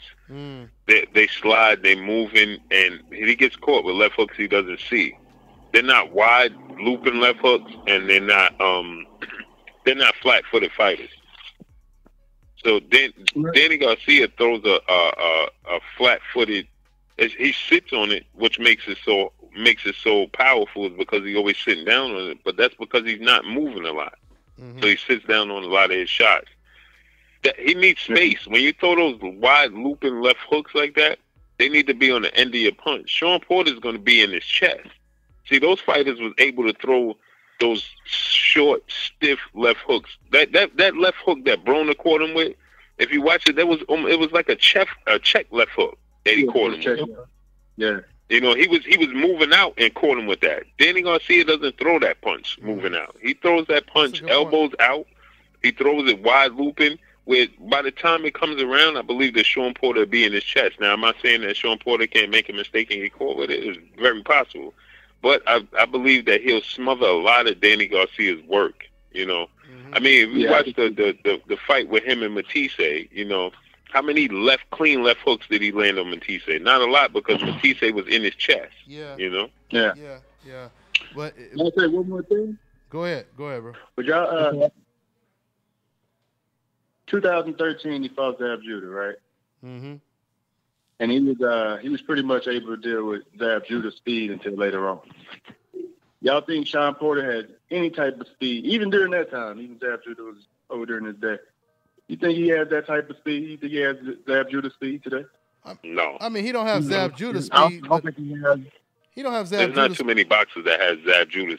When Zab Judah fought Floyd Mayweather, he was the faster fighter in the ring. You took the words right. You took my words right out of my mouth, man. That's what I was just about to say. He was faster than Floyd Mayweather. Yeah. And I don't think he has speed comparable to Keith Thurman either. The one thing about Danny, though, is I think after a couple of rounds, he gets your timing down. Like, he has really good timing. Mm-hmm. So, I mean, that's one of the crucial elements to the fight, how he gets Shawn's timing down and is able to miss him. And he put the Brandon Rios fight. I think that was a great fight for him, even though Brandon Rios fought a really good fight. We got to remember, Daniel's coming off a long layoff, and it's important to get those rounds for a comeback fight as opposed to ending it within the first couple rounds. So I think that was a blessing in disguise for him. And you can see him, I think Danny's kind of shifting on working on becoming a more of a fighter that can move. I think he's trying to work on his footwork for fights like this. Yeah. Mm-hmm. Yeah. Well, you know, Kell was able to get straight rights too. His power comes from the fact that he doesn't move. His power comes from the fact that he doesn't move a lot and he sits down on his punches. Yeah. Because he has a sturdy base and he's just sitting there on his punches. He just sits down on it. Mm-hmm. Who do you think the strongest 147 fighter is? The strongest puncher at 147? Well, Errol Spence. Yeah, Errol Spence. No doubt about it. Errol Spence, yeah. Danny, I think he carried his power up with him, though. Yeah, I think so. But that's because I think so. You know what the thing is? Like I said, with Errol Spence can hit you with a power punch as he's moving. Danny Garcia, he doesn't really affect his is not as effective when he's sitting down and he make you know because he's not so mobile, he makes you take chances just because of the fact that you just feel like you can get in and out. And he catches a lot of the fighters coming out. Mm-hmm. Yeah. That's his thing. Yeah. Well, Danny did not rock Keith Thurman. However, he took out Brandon Rios, and we all know that Rios' chin is not like Keith Thurman's chin, or like some of these other elite 147s as well. And Brandon also got caught with a perfect right hand counter that he never seen over his jab too. So that has something to do with it too. He didn't brace himself for the punch, and that was like what I like to call the Suge Knight knockout. You know what I mean? Where a dude a $105 knock out Suge Knight. So that was that type of knockout right there. Yeah. Not to mention, Brandon Rios has never been known for this defense. Let's be honest. No, I mean he blocks punches with his face. He has an F- defense. That's understood. F-, goddamn. I mean, we saw what Mike Alvarado did to him, and I mean, Timothy Bradley knocked him out. So a body punch. I was at that fight. And speaking of body punches, Danny did hurt Timothy Bradley knocking you out. I mean, no disrespect to Timothy Bradley, but that pretty much speaks. That tells you the story. Yeah, I mean, but a lot of fighters get hurt. A lot of fighters get hurt to the body, though. I mean, I go way back. I remember when Chris Bird hurt David Tua to the body. Chris Bird had no power, and so body shots are kind of like that. But we can't underestimate Danny's power at welterweight, because look at how much Keith Thurman respected him. What's going on, family? He did. See you, man. All right. Yep. Was Keith Thurman boxing or was he running? Was Keith Thurman boxing or was he running? You know what Keith Thurman did was he like I said, a lot of people go directly to Danny Garcia because you just feel like because his feet look like they're stuck in quicksand, you could just keep getting in and getting out, getting in and getting out. You know, he's tricky, and he just tends to catch you coming out. So Keith Thurman started to get more cautious once he felt like he put most of the rounds in the bag. You know, he just started just to outbox him. You know, he took the pressure away. He wasn't sitting down on the shot. You know, he was just there to win at that point. Yeah, he was just there to win. But I am in the minority. I think the fight was closer than what the scores were, but I'm in the minority in that one, I know. Yeah. But that fight reminded me a lot of De La Hoya versus Trinidad, you know. Really? He took his feet off the gas, you know. Yeah, he was out. I mean, good point. Keith Thurman. You talking about Keith Thurman, right? Keith Thurman. Yeah, Keith Thurman Garcia. Yeah, he came he in took there. His foot off the gas for no reason. But that's why I wonder how much power, or that's why I think Danny must have a lot of power, because to get Keith Thurman to all of a sudden get on your back foot against a dude who moved up in weight, and Keith don't usually do that. You know, he looked real good when he jumped on Danny, real aggressive in the first 2-3 rounds. Then all of a sudden, out of nowhere, he just started moving around the ring. You know, so that right there. And everybody has that same. It's the same game plan for him, man. You look at Lamont Peterson. It just was Keith Thurman in reverse. He did what Keith Thurman did in the second half of the fight. He did in the first half, and then came forward in the second half. I mean, it's pretty much the same game plan to beat this dude. Everybody tries the same thing. Yeah. You know, look at Zab Judah. Zab Judah was trying to outbox him for the first half, and in the second half, he decided to come forward and look at the success he had. Mm-hmm. Yeah, when he stood his ground, he was able to be effective, which he should have done from the get-go. But yeah. Hey, let's take another call, man. What the hell? We go ahead and take another call. Try 802. We on the roll, Dante. Hey, Dante, try 802 again if it's there. If not, let's go to another one. 802 is not there. I think he went back to the comment section. I think I've seen dudes say it's all good or something like that in the comment section. Oh, okay. So yeah. Okay, no problem. So so we got 404. What's going on? What's your name? Where you calling from?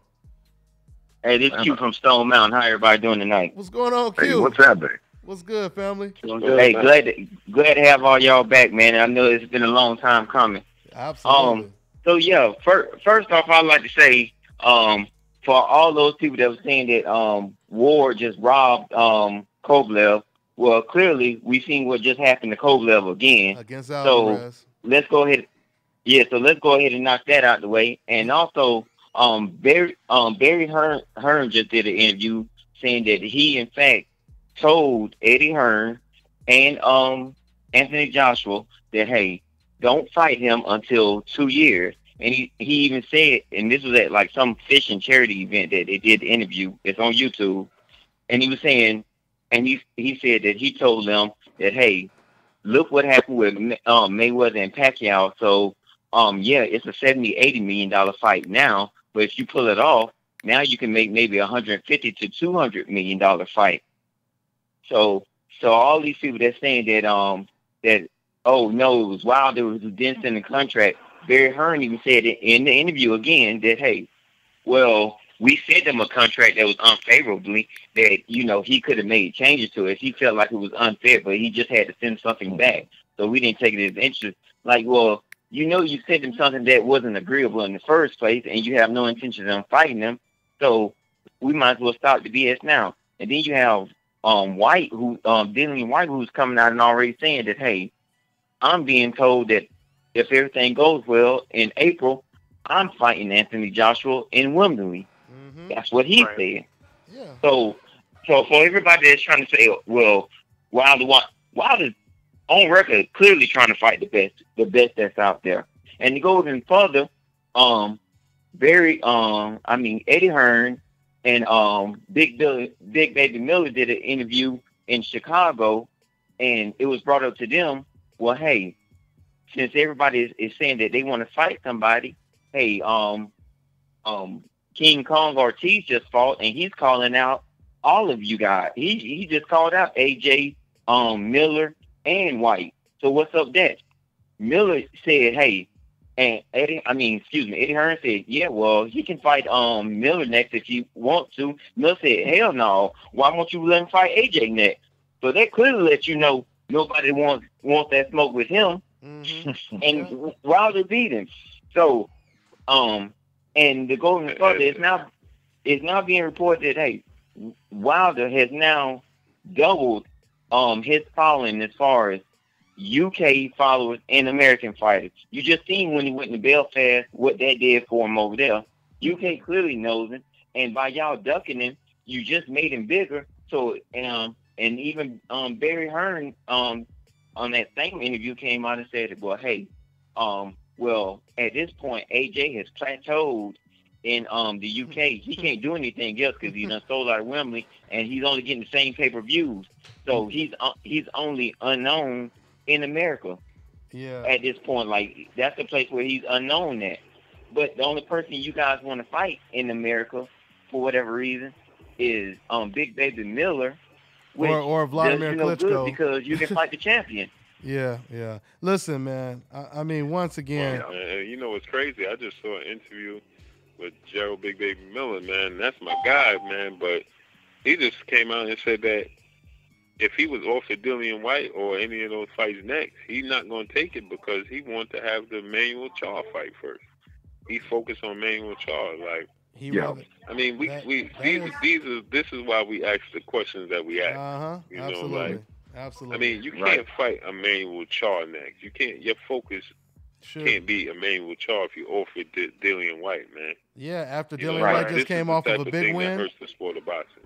Yeah, that doesn't make a whole lot of sense. And my biggest thing is these heavyweights, whether it's Brazil and all these guys are calling out Wilder, but here it is, the guy he just recently beat, Ortiz.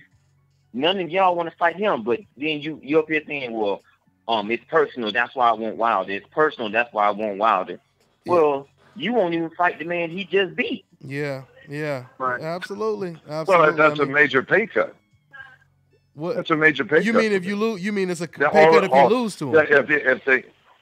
Right. Not only that is if he loses to him, you're right. If he loses to him, but all their hopes and dreams, they know that they're not going to get paid that kind of money right off the bat. Then on top of that, you go in, you take a loss. Guess what's going to happen?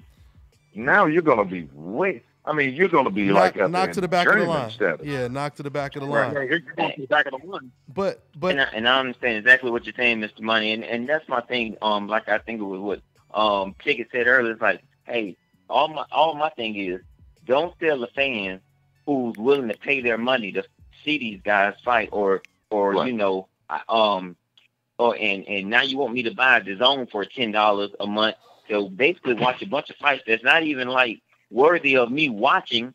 And never mind, I'm paying $10 for this screaming music app and all this other stuff, but you want to pay $10 for a match that I may or may not get a good boxing match at the end of the day. And then you guys say, well, I just want to fight the best. Hey, well, when the best is actually out there being. I'm sorry, not to cut you off, bro, but I want to ask Blue, since he interviewed Eddie Hearn, and Blue, you asked Eddie Hearn about that. You said it's not as successful. Do you think it's as successful as you thought it would be? What did he say when you asked him that question? I asked him, why is the tickets not selling? He said, well, he admitted that, part of the reason is Wilder versus Fury, the buzz. And he also admitted, he said, listen, he said he did 70,000 seats, he says, but, hey, what could I say, So I said, hey, do you think that Wilder Fury is part of the reason why, this fight is not sold out? Because, you told us, this is what you told us. You told us that Joshua sells out like Michael Jackson, Mm-hmm. He sells out. As soon as the tickets hit the market, it's sold out. Well, guess what? Tickets right now while we on the phone, it's still not sold out. Yeah. And it's taking a hit, man. The bottom line is this. The gig is up. They could no longer, because of us, and we got to salute to us and pat ourselves on the back. Not to be, but at the end of the day, man, we snatched the curtains down. and people are seeing, man. I mean, like I tell people before, how they like to brag and boast and say, well, Joshua sold out 90,000 seats at Wembley. Well, we know that Carl Froch versus George Groves also did 80,000 at Wembley, and that's not near as big. Neither one of them is as big as Deontay Wilder. So if Deontay Wilder was a fighter over in the UK, Deontay Wilder could also do those same numbers. So it's all a mind trick, a Jedi mind trick that we no longer allow the fans and the boxing fans and the sport of boxing to suffer from these Jedi mind tricks, man. That's why we here, and we snatch the curtain down. So at the end of the day, we know that they never did those numbers like that. It was all a ploy. That's what it was, man. And because now that Ticketmaster and all these people came out and said, listen, they changed the way they weren't going to let these people buy up all the tickets and resell them. Well, guess what happened? All of a sudden, it's not being sold out. So this should tell the people, man, wake up. You know what I'm saying? At the end of the day, everybody needs to wake up, man. Joshua's never been doing the numbers that they pretend that he's been doing. Does he do great numbers over in the UK? Yes. But listen, he's not a unicorn. He's not doing something that's out of the ordinary. Because, like I just mentioned, we saw Carl Froch versus George Groves do 80,000 seats at Wembley Stadium. So him doing 90,000 seats at Wembley Stadium with Vladimir Klitschko, he should do 90,000 seats at Wembley Stadium with Vladimir Klitschko. Because Vladimir Klitschko is a bigger name than Carl Froch, George Groves, and Anthony Joshua. No doubt. So if they could do 80,000, Vladimir Klitschko with Anthony Joshua should do 90,000. But people miss that. Yeah. You know, they just want to say, well, Wilder, he only sell out 16,000 seats in the States. Well, guess what? We live in the States. There's not too many stadiums that have 80, 90,000, 100,000 seat stadiums, unless it's college football stadiums. And those are not built to host boxing matches. So people need to get it straight, man. At the end of the day, another thing I like to tell people, if you're the 90,000th person that bought a ticket at Wembley Stadium, you're not there to watch a boxing match. You're there for an event because you cannot see the ring that far away. so at the end of the day, you know the sport of boxing. Sense, man. We know that at the end of the day, the sport of boxing over in the UK is like the second or third most popular sport over there. Yeah, you can't. So at the end of the day, and you're selling tickets for $20. Yeah, you can't get a hot dog for $20 at the Barclays Center. Yeah, you just gotta be careful. A bottle of water is $17 at the Barclays Center. Yeah, you can't. Let alone $20 to get a ticket to an event. Come on, they there to drink beer, cheer. You know, we saw this all before, man. So everybody needs to wake up. Look at when Floyd Mayweather knocked out Ricky Hatton, right? They still was cheering. There's only one Ricky Hatton. He just got knocked out. They still cheering. There's only one. So they're not there. We know that they're gonna back their fighters. That doesn't mean he's this super mega star.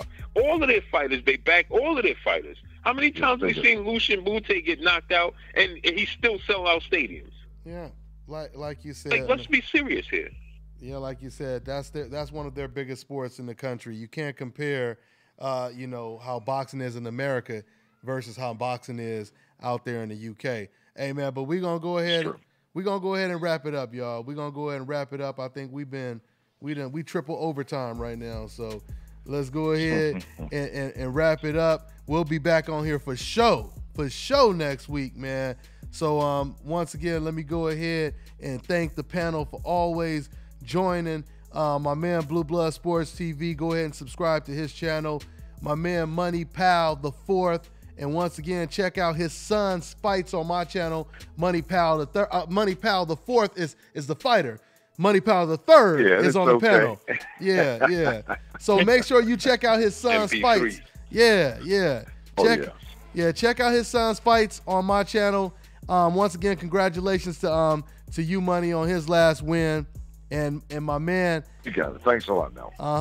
And my man Kirk Jackson, man. Check out his articles, man, on BoxingInsider.com.